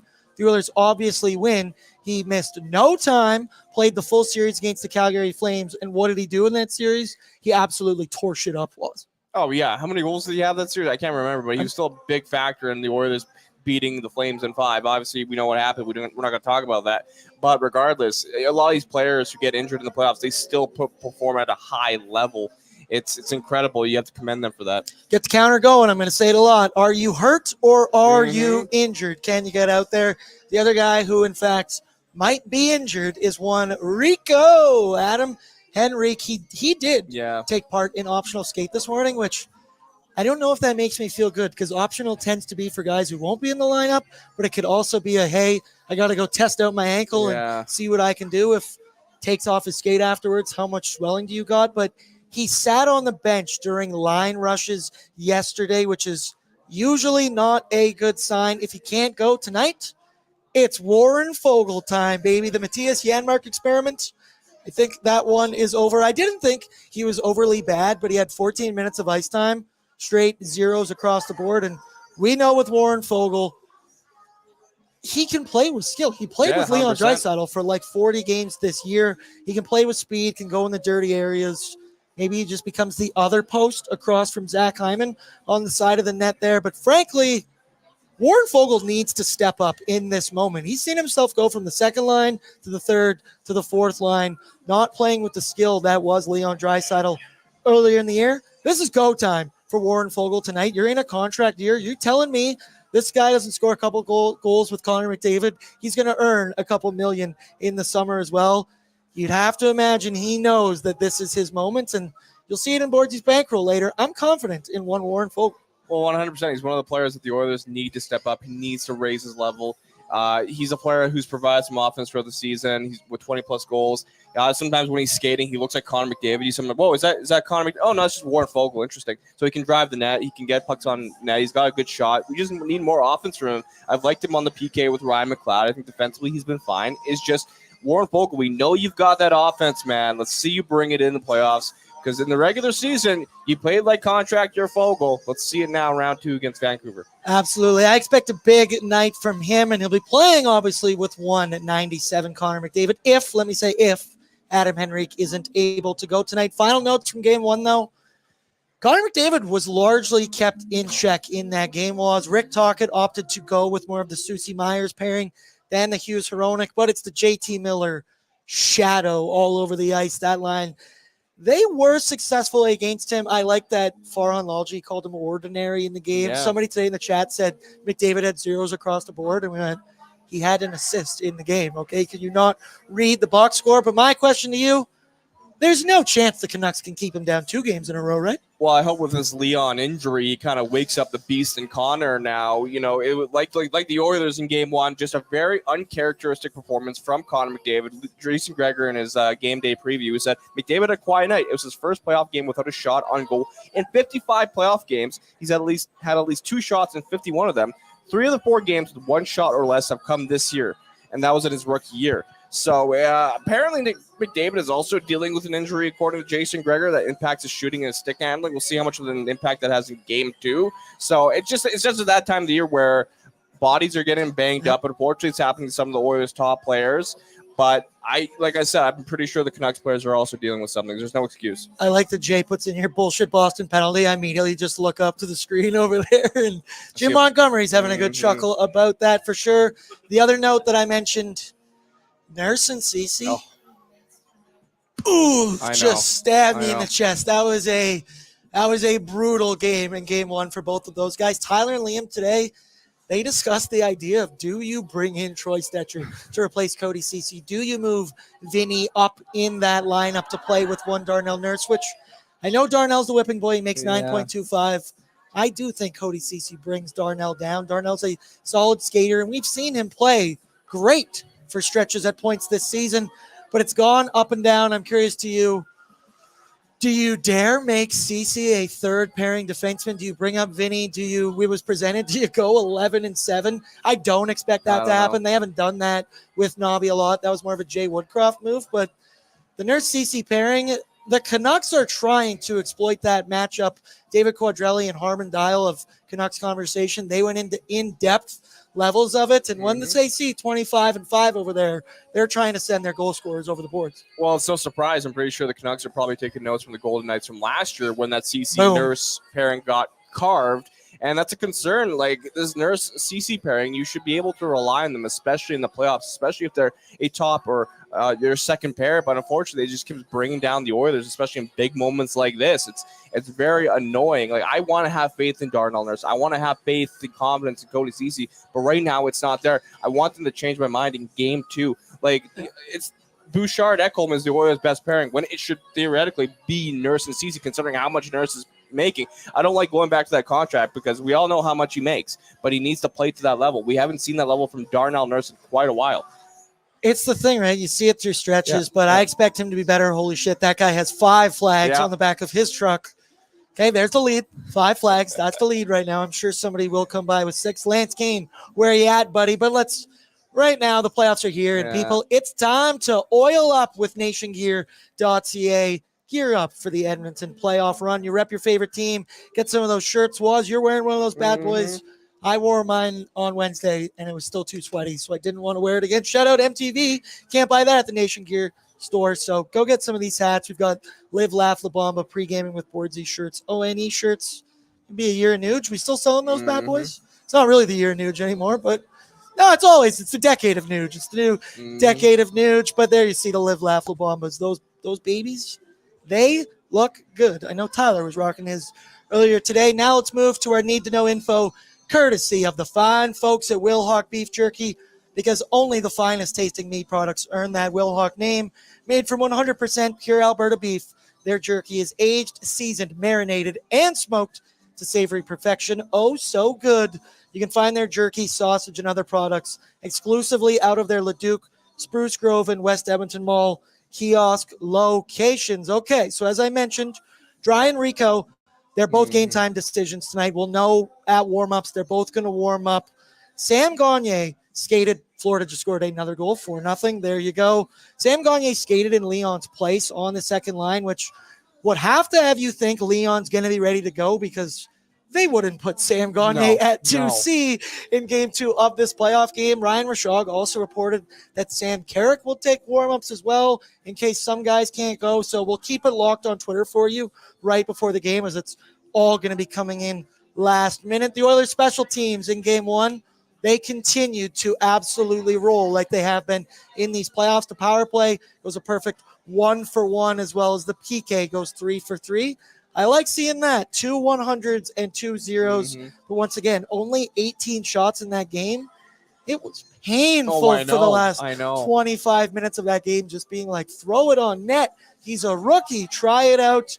And shout out to Jason Gregor for these numbers. I don't know if they'll make you feel better or worse, but I got a way to spin it. The Oilers blew a 3-goal lead and lost game 1. That was the 66th time in NHL history a team has done that in a 7-game series. The previous 64 teams went 15-49 in those series. So it can be done. But I also want to point out the Dallas Stars just blew a 3-goal lead to the Colorado Avalanche in game 1. Boop. What do they do in game 2? They go out, catch the dub. Now the series is evened up back 1-1. Relax, people. We'll be okay. It's not a series until you lose at home. And then finally, Stuart Skinner, he's going to get the start for the Oilers. Obviously, on the Vancouver side of things, they're going to be rolling with the same lineup as last game. Expect to see a ton of JT Miller on 97, and expect those Canucks to try and pick apart that Nurse Ceci pairing. They obviously get last change being in Rogers Arena, downtown Vancouver. And then a note on a guy who, man, does he piss me off, but I would love him to be an Oiler. It's Nikita Zadorov. Still don't know how to properly say it. You'd think I'd know.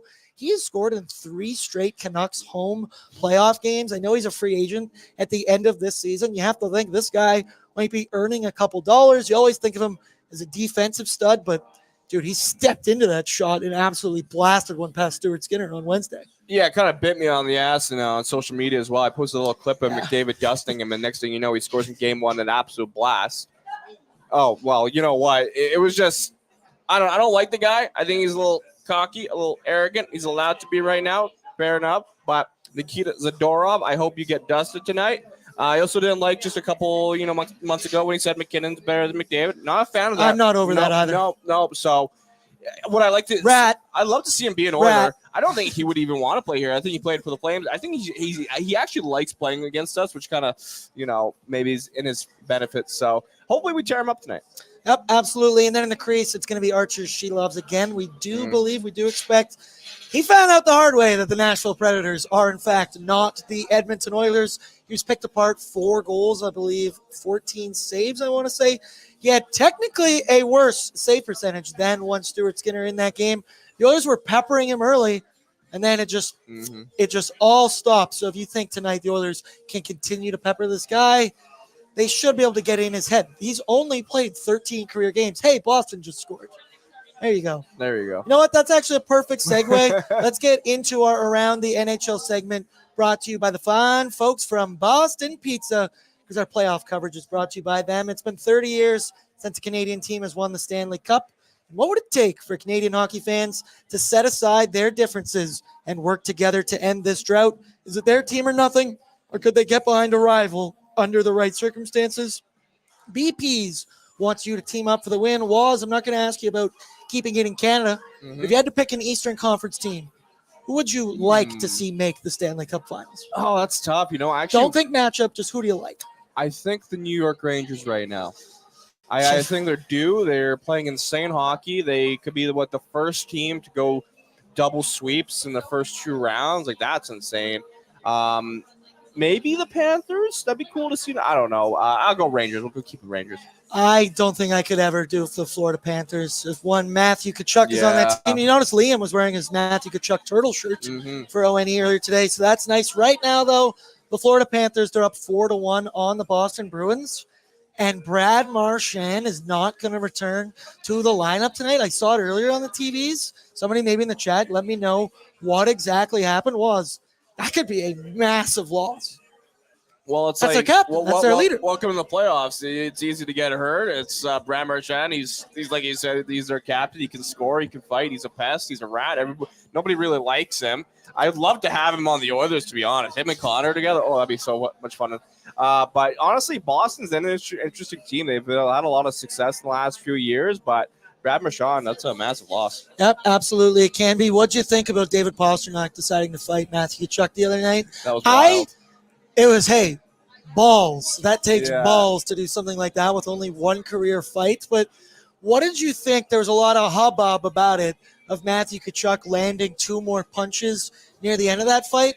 I'm fine with it. I was telling Patrick Puff earlier today that there's a clip of Dave Portnoy from Barstool and Ryan Whitney, and he was like, that's dirty that he hit him when he was down. And Whit said, it's a fist fight. They're punching each other in the face. What do you want to do? It happened so fast. Did you think that was dirty? I didn't think so. I think it was just a lot of high emotions going on. That's what happens. It brings out the worst in people. I mean, even Pat Maroon this morning was like, I thought it was dirty.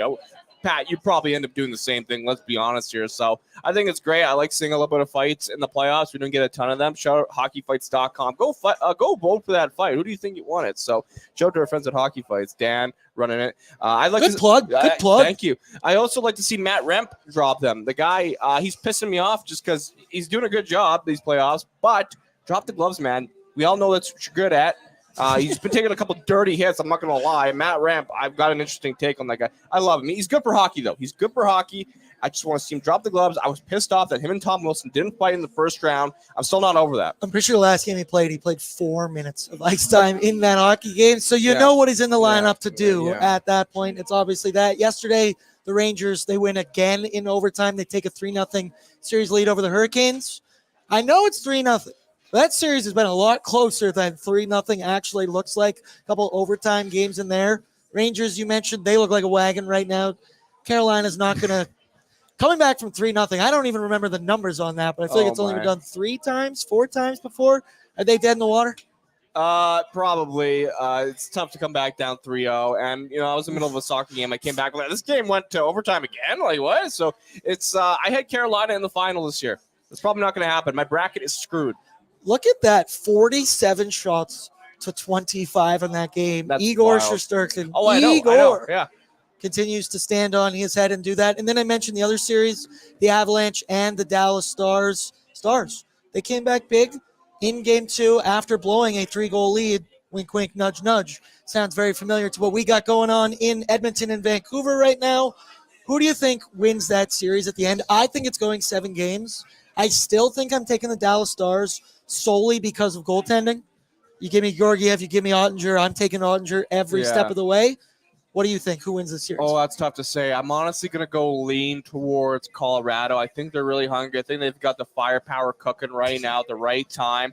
But also, no lead is safe in these NHL playoffs, as we've learned, right? So I've loved watching that series. McKinnon's awesome. Kel McCarr's awesome. Wyatt Johnson's been a joy to watch.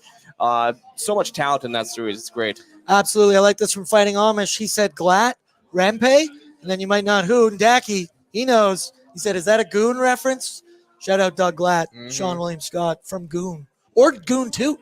Could be Goon 2 as well, brother. There's a couple of those bad boys. So that'll do it for the Around the NHL segment, courtesy of our friends at Boston Pizza. How about, you got any final messages for the folks, for the fans? Talk them off the ledge right now, because everything's going to be okay. What I'll say is just, I don't put a lot of stock in game ones. It's game one. It can go either way. Just tie the series. Next thing you know, it's in your favor. You got some momentum. And I remember, I brought this up a few times. Some people don't like me bringing it up. 2022, we lost 9-6 to the Calgary Flames in Calgary. That was a gong show. Game 1 against Vancouver was a gong show. What happened next? The Oilers ended up winning all 4 next games. So, whatever. Just don't. It's in the past. Park it. We forgot about it. Let's move on. Let's go Oil. Answer me this. Have we ever been a game 1 team? Not really, except once. And that was this year. There we go. We still found a way to win a couple of series. I love you. I appreciate you. We see you got our boy Peyton here just teetering over everybody. So maybe let's trade you out. And let's get into our Sherwood Ford Giants storyline this evening, courtesy of the fine folks at Sherwood Ford, of course. They're the Giant for a reason, folks. You know them. You love them. Sherwood Ford, home of the Giants Advantage and Dealer Raters, Alberta Ford Store of the Year Award for customer satisfaction. They've got a giant selection of new and used vehicles. It's the best place to find, finance, and service a Ford vehicle in Edmonton and Sherwood Park.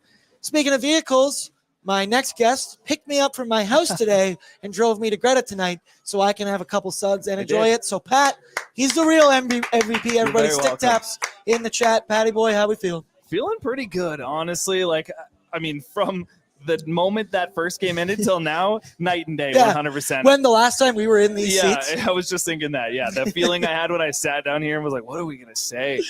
To now is unreal. So let's get into it here with my Sherwood Ford Giant storyline this evening. For me, it's still home ice advantage. I present it to you, Brett. I don't think anyone thought you were going to win both games in Vancouver on the road in this series. Obviously, they beat us 4-0 in the regular season, throwing those numbers out the window. Goalie. But it's not a series until someone loses at home, and we have a great opportunity to do that tonight. You grab a W, you get on the plane, you get back to Edmonton, you come to GRETA, looking at you, Vincent Desharnais, and you completely change the momentum of this series. Game 1 doesn't matter. It's dead. It's done. It's in the past. Stu's ready to move on. I expect to be eye of the tiger this evening. You got to withstand the crowd early, which was something I thought the Oilers did well in Game 1. The first 10 minutes, it was all Oilers. We had a goal 2 minutes into that game. You need to shoot at Shelov's, get in his grill, and I fully believe the Oilers can come out of this 1-1. Boston just scored again. Jake DeBrusk, Jake the Snake. Sorry, but what's your Sherwood Ford Giant storyline this evening? I agree with you 100%, but I think for me, it's got to just be shots, right? We didn't get enough shots on Shelov's. We didn't test him enough, and with our what are we giving it, a C+ effort in Game 1? We almost won.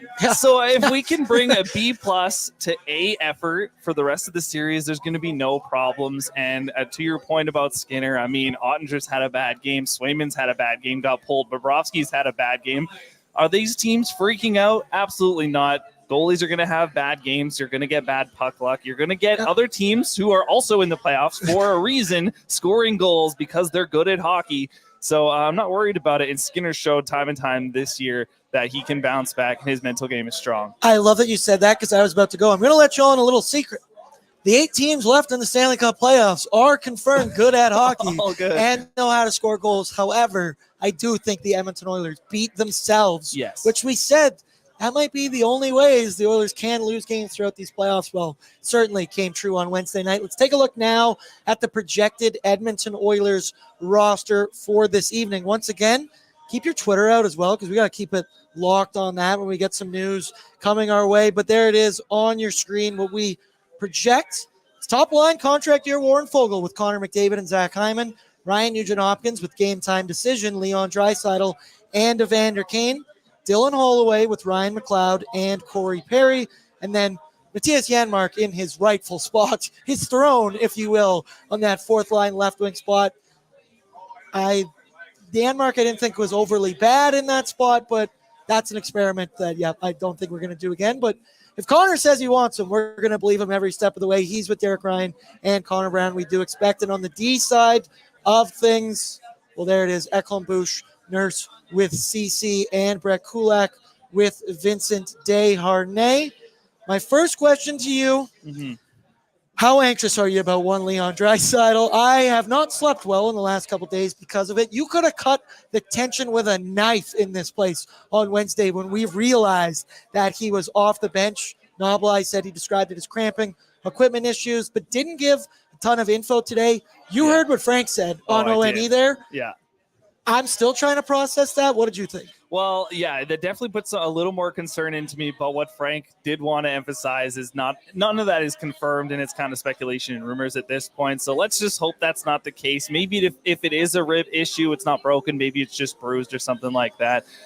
So that's what I'm hoping for. My concern, not too much. Like we've talked about a few times in the last couple of days, if anyone can play through an injury, it's Leon Draisaitl. He's a tough cookie, and it's kind of a good and a bad thing. Like, he's way better at back checking in the playoffs, don't get me wrong. But part of his game is kind of, stand still in your spot. If you can be good and if anyone can do it, it's Leon Draisaitl. It's Leon. So my concern is low, but I'm hoping that they don't target that too much tonight. But I do hope if they do try and target it, they're going to take penalties doing it. Absolutely. We know the Oilers only got one power play in the last game. You saw Zadorov when Leon came off the bench, going low on him, which that's what you're going to get from the new Big Z, I guess. I keep calling him Big Z. He ain't Big Z. There's only one Big Z, okay, and that's Zdeno Chara. But with Leon Draisaitl, I said earlier, they had Sam Gagner as a placeholder 2C. It better be a placeholder because you better not put Sam Gagner as your 2C for game 2 of these playoffs. But Dry's a big-time player, and I fully expect him. He's tough, man. With that high ankle sprain, he scored 17 points in, 5 games against the Calgary Flames in that series on one leg. And I like that you mentioned he is a guy. You saw it in the final 2 minutes in that game against Vancouver. They pretty much just parked in his office and said, hey, there's one guy that really doesn't need to move. Ovechkin's been doing it for years. When it probably hurt the most and he wasn't sure what was wrong, he still went out there and almost scored a couple times in the last couple minutes. So, and Brett's got here in the chat that Draisaitl is taking warm-ups, and so is Henrique. So we'll keep an eye on that, absolutely. But I don't have much doubt that he's going to play. He's going to play. The other guy that I'm not so confident in is Adam Henrique. I said yesterday they did line rushes in practice, and he went and sat on the bench, which that's never a good sign. He was also sitting next to all the team doctors and TD4s, but it creates quite the opportunity for Warren Foegele. I just talked with Waz. Regardless what happens with these line combos, Warren Foegele needs to be better. We mentioned it. We thought he brought the energy, the physicality, the honey badger, as I've called him throughout this year. In game 1, he was good on that fourth line. He's gone from second to third to fourth to you're back up to the top. So this is his opportunity. I said you can earn a couple extra million if he scores a couple goals with 97. What do you think of the choice to go with contract year Warren Foegele? I really like it. Granted, I'm a little biased because I've always been a Foegele fan all year long, but there is something to be said about his last game. Did pick up the pace just a little bit, even with the limited amount of minutes on the fourth line. And not that Janmark did bad in that spot, absolutely not. But I do think Foegele has the skill to play alongside Connor McDavid. He's played alongside Draisaitl a ton. We've seen that be successful. So there's no doubt in my mind that he can't be a crash and bang kind of guy on that first line. And he's going to be sticks on the ice. He's going to be forechecking, and he'll be open when McDavid gets it to him. What do you think about Warren Foegele anytime goal this evening? I wouldn't hate that at all. That's a little juicy. Might be actually featured a little bit later on Okay. in this show. I like this from Davin.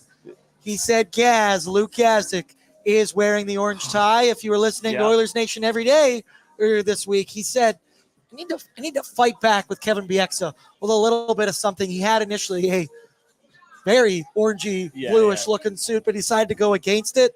That's nice. That's good juju. That makes me feel good. Luke Gazdic, dude, he's been incredible on the panel. Him and Bieksa going at it with Elliot Friedman, just getting straight chirps from Bieksa all the time. I love it. Yeah, it's perfect. I love when Bieksa writes on the side of his little drawing board there, just kind of chirping each other. No, it's fun. And I hope they lean into that Vancouver-Edmonton rivalry on the panel a little bit throughout this series. That'd be fun. There was a very funny moment yesterday. Gazdic goes, I think the most I ever played in a game was 11 minutes. And Bieksa goes, yeah, mine was 57. And it was quite the, oh, shit. All right, all right, I'll sit down and stop talking about that. But one thing that I don't want to talk about, but we have to, it's been bad. It's Darnell Nurse and Cody Ceci. They were bad in game one, and they've been bad for quite some time now. It does kind of feel that way. Clearly, the Canucks have their strategy to try and expose. Florida just took a penalty.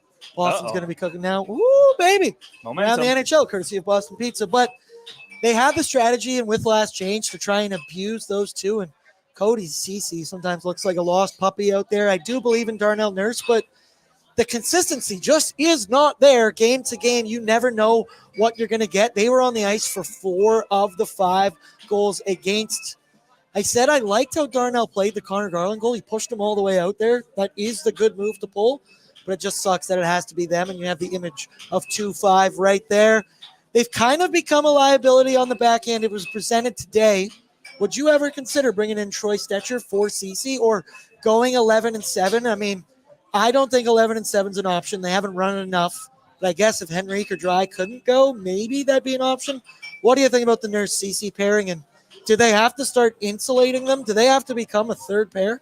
I wouldn't be surprised if they saw a few less minutes tonight. Maybe depending on how the first period goes, they can kind of run with that. But it was disappointing going through the GRETA scoring summary after the first game and being like, oh, yeah, that was Nurse. Oh, yeah, that was Ceci. Oh, yeah, that was Nurse. Okay, yeah. I see a pattern here, and it was unfortunate to see. And, yeah, not their best game by any means. Troy Stetcher, it would be interesting. I don't hate it, but it's one of those things where, you know, they're familiar with Ceci.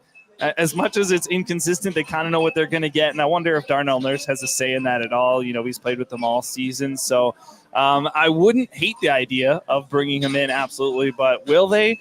I'm not so sure. Maybe if we lose this game. Well, that's just simply not going to happen, Pat. I agree. This is made out of wood right here. This isn't made out of plastic completely. No, we can Brickwork? fool you with that. Brickworks. Hey. Yeah. So this is real brick. It's like The Office. It's just like The Office. On a positive note from game one, Archer Sheelov did not look good. I said he had a worse save percentage than Stuart Skinner. They got to him early. They exploited him early. He looked rattled or erratic. I said, it says that man is 6'4". No. I do not believe that, whoever is measuring him. He doesn't look that big in the net. Maybe he just crouches down a lot, but I've heard from our boy David Quadrelli, he's not great with traffic in front and shots from deep. You look at the Matthias Ekholm goal, he was literally moving in the wrong direction on that one. So it was all going the way you wanted, and then the shots just completely dried up. The Oilers, I said it then on Wednesday, the best defense is a good offense with this team specifically. They're not a team that sits back and tries to play that style of game. Mm-hmm. I like our odds of shelling him once again. I know that Casey DeSmith, he's what he is, healthy again, so there could be that option out there, but Sheloves looked like an inexperienced young netminder in that game, not the one that put up the .938 save percentage in his 3 games in round 1. You just got to continue to fire shots on this guy, and I am confident we will beat him. Yeah, I agree 100%. It is slightly unfortunate that, he's played so good all playoffs that, a team finally got 4 goals on him and it still wasn't enough. But I do think that the Oilers can get 4 on him again today. Like you said, a little inexperienced. We only got 18 shots in that first game. So if we can put 30 on him today, no doubt in my mind, we could put 3, 4, 5 home, depending on the quality, I suppose. But I think that's enough. I think Stuart Skinner's going to lock it down. And 3, 4 goals is going to be good enough for the win. Your table's over there. Your table's in the corner. I got my buddies here. But I got late breaking news right here on my phone, people. Leon Draisaitl is confirmed on the wing with McDavid and Hyman. Ooh. What do we got here? I'm seeing Draisaitl, McDavid, Hyman, Kane, RNH, Fogle. You have it, Brett? Oh, he's working on it right now. Daniel Nugent-Bowman, Oilers lines and warm-ups. Draisaitl, McDavid, Hyman, Kane, RNH, Fogle, Henrique, McLeod, Perry, Holloway, Ryan, Janmark. Holy shit, let me take a moment to try and process that, because that is not anything that we've been discussing so far. My initial reaction, Leon Draisaitl on the wing. I like that move. That tells me he's not going to be super mobile tonight. Right. Yeah, that is a little unfortunate, but I do like going nuclear 100%. Holy shit.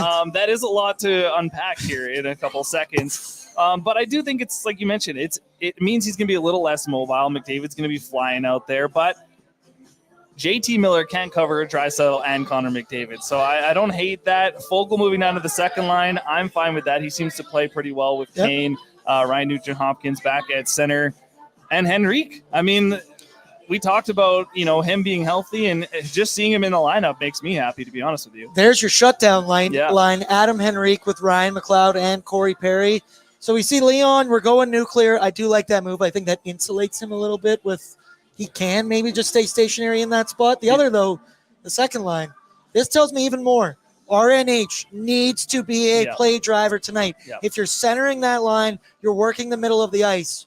You have to be the puck transporter. You got to go deep in front of the net. I expect a lot from him. I like Fogle with Kane. Fogle's been in that second line right wing spot for the majority of this season until right now. What do you think about Nuge being a leader on that line? I think Nuge has what it takes. He's got Connor-like instincts and hockey IQ. Has he shown that so far? Maybe not, but I don't have any doubts in Ryan Nugent-Hopkins. Keep Nuge forever, right?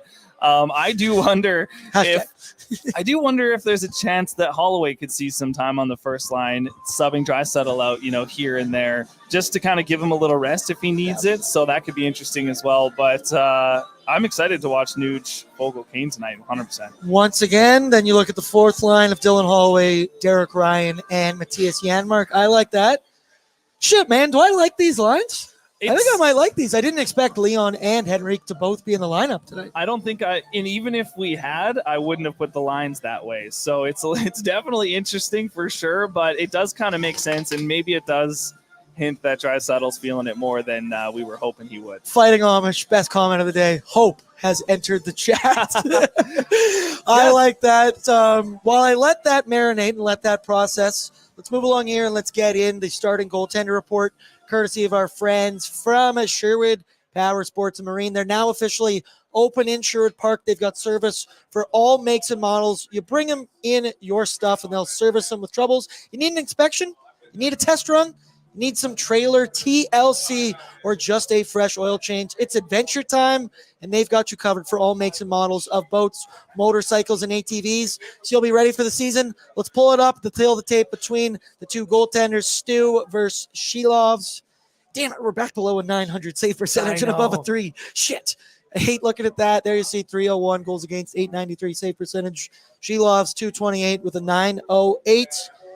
We've talked about it enough right now. We're confident in Stuart Skinner. I know I am. I know you are. I know everyone that works at Oilers Nation and who has intently watched these games this season. A lot of you Nation citizens, we've seen him do it time after time. Play good in bounce back efforts. The one side, it's Shelovs. How many goals does he allow tonight? If we get more than 18 shots, is that what we had in the last game? I can see the Oilers putting 4 in for sure. I like that. I'm going to go with 4. Let me know how many goals you think are just, hey, you can even just throw me in some score predictions right now as we are kind of moving to the end. Stuart Skinner, I expect him to be good, but let's take a peek now at the Vancouver Canucks lineup report brought to you by GRETA Bar Yeg, people. It's filling out right now. They got TVs out on the patio. Yeah. And you see these people crushing Coronas. I went to high school with that guy right there. He just gave me a good wave right there. And he's enjoying a nice bottle of Corona, watching the game outside. Waz is literally stretching. That's I didn't know you could do that. I'm happy the camera's not on Waz for that right now. That would have been a funny thing to post on social media. But you know him, you love him. We're going to be here every single road game throughout the playoffs, which looks like we for sure should get a Game 5 if the Oilers can find a way to win at least one of these bad boys. Friday night, though, this place is going to be lit. Oh, yeah, it's going to be awesome. Like you mentioned, this patio section is incredible. They've got all the doors open, so you're not even secluded from everyone inside. So we're going to be partying right here with the patio, which is really cool. And a cross breeze, Pat. You got a cross breeze. Thinking that, yeah, it's really nice in here. But GRETA is always a fun time, especially on a Friday night. Absolutely. Let's take a look now at the projected Vancouver Canucks lineup while I try and process the new Oilers lineup that just came out. Wasn't prepped for that one, and that's why we're live, baby. P.S. Suter with JT Miller and Brock Besser. Hoaglander with EP40. Is that him? Oh, it's a ghost. Oh, wait, no, that is EP40 with Ilya Mikheyev. I'm just throwing shots. That could hurt me later tonight. Dakota Joshua with Elias Lindholm and Connor Garland. Then it's Phil D. Giuseppe with Teddy Bluger and Sam Lafferty on the D side of things. It's Hughes, it's Hronek, it's Susie, it's Myers, it's Little Z with Ian Cole. Of course, the one line that I noticed a fair amount in game 1 was that Dakota Joshua, Connor Garland, and Elias Lindholm line. Dakota Joshua has been unreal in these playoffs so far. Garland has been good. Lindholm seems to be that missing piece that you build your team down the middle and through the spine, and you have Miller, EP40, and then Elias Lindholm. That's a pretty good big 3 down the middle of your ice. It gives them plenty of depth, but the Garland goal I thought was beautiful because Dakota Joshua had his back turned to the blue line. That was clearly such a set play. Those guys have been trouble, and they need to be shut down. The Oilers can, one-on-one, your top 2 lines can maybe even each other out. The Oilers' third line has not produced 5-on-5 offensively at all so far in these playoffs. I don't even know if they've scored a goal 5-on-5. That line has been producing so far. That could be a difference maker. Yeah, and we kind of projected that before the first game there, and then it's a little unfortunate. But I don't like being right. I know. They're kind of playing like a second line, aren't they? It's like 2 second lines, which is unfortunate for us, but I'm hoping the Oilers learn from that. It's a little bit different style than we played against LA, so hopefully we can throw out a third line. I guess we don't really have last change, so it's a little hard to do that, but as best as you can, try and lock that line down because they've got some deep chemistry. Absolutely. So David Quadrelli, Quads from Canucks Conversation, joined earlier today, and I said it there when I did my hit with Ty and Liam. He's already built in his excuse for tonight's, and it is, never seen a guy bitch about the refs before the game was actually played, but Kelly Sutherland is going to be the head referee tonight, and Quads pointed out the Canucks are 0-7-1 in their last 8 games that he has refed. We all know the success to the Oilers is the power play, and Quads was going off about how anti-Canuck Kelly Sutherland is. Let me ask you, do you think refs actually have biases against teams? I think they have biases against players. Maybe players. I mean, players that are lipping them off every single game. I mean, that's possible. I would hope that they don't have against specific teams. I think these stats just, they build throughout the years and then it becomes a narrative and then people talk about it, right? I don't think it has anything. Maybe Vancouver just takes more penalties. Have they ever accepted that? Quads is like a 15-year-old boy. I mean, I don't know if he has he's working on his mustache. Is he? Yeah, for the playoffs. So that's good. I hadn't noticed. I actually looked directly at his face, and I didn't see it. He's catching strays right now. Quads, I love you. Quads. I'm sorry, but as I texted him earlier tonight, I said, I wish you nothing but pain tonight. Pain and sadness, the type of pain and sadness that I experienced on Wednesday night. The other guy, I mentioned it, the Ghosts, EP40, brother. I mentioned it. Everybody's hurt around this time, around the playoffs. Are you hurt? Are you injured? He was held pointless in game one. He only has 3 points in his 7 playoff games so far. It was rumored he was dealing with an illness. He might be dealing with an injury, but everybody is playing hurt at this point in the season. I've been surprised at how invisible he has looked so far throughout. He's a guy who last year put up over 100 points. He just got the new deal. That's a guy that if he gets going for this team could definitely be a difference maker. Yeah, I mean, he's had playoff success in the past for sure. So it's one of those things that I suppose could happen at any moment, but it's been a disappointing run for him so far this year. And, no real excuse, like you said, injuries, illness, everyone out there is playing with some sort of, bruise or bump here or there. So, dude, I'm bruised. Yeah. So hopefully we can keep him under wraps because, we don't want him heating up at any point here. And then the other guy, it's JT Miller. Connor was largely kept in check. We kept our eyes on it. It felt like more Myers and Susie for that pairing with JT Miller, the shadow, all over the place. They did a good job containing Connor McDavid. The question I posed to was, what are the odds that happens 2 games in a row? I'm always going to take the side of 97 on that bad boy. But you got to give props where props are due. The Canucks clearly have a strategy on Connor McDavid. We posted a clip of me saying it to you. 5-0 is 5-0, brother. And true. They have largely kept them in check. I just don't believe that's going to be the case tonight. Angry Connor tonight. He's going to have to put Leon on his back. I like what I'm going to see from 97. If there's anyone that can adapt and overcome, it's Connor McDavid. And as we mentioned now with Draisaitl on that line, that's going to screw them right up. And maybe that's a reason they were being a little bit quiet about it. We kind of, maybe the inner staff had an idea that was something that was going to happen. Lots of Oilers flags on that Holy car. shit, that guy has 7 flags. So many. That guy has 4 on each window and 3 up the middle. There's our leader. Update the leaderboard, Brett.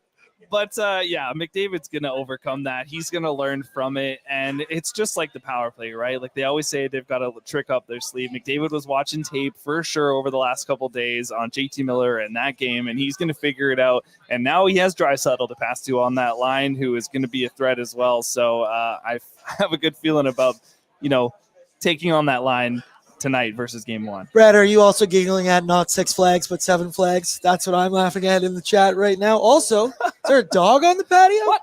There's a dog on the patio? Oh my God, there is. If that's not a reason to come down to GRETA this evening, there's still some tables available. Outside patio one's still available here right next to Brett. You can hang out and get a front row seats to the show right now, but it's time to move on for Betway 19 plus for BORDZY's bankroll. Please play responsibly because with Betway, you can get a free bet up to $200 if your first bet loses. All you need to do is create a new account. You can redeem your bonus by scanning the QR code on the screen right now to join the action. You place a bet, no minimum amount required.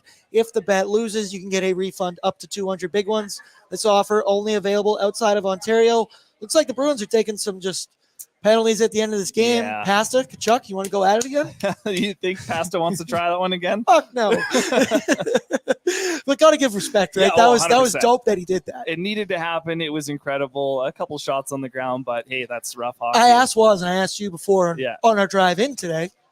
What'd you think of those final 2 punches? I'm cool with it. I mean, it's a fight. It's playoff hockey, and I get it. And as we mentioned, like you said on the drive here, if you're Kachuk and you have an opportunity to hit Pasternak with our best player in the face, you're going to take it, unfortunately. And it looks bad, but Pasternak on the ground got him back with a couple too. So another 6-2. goal.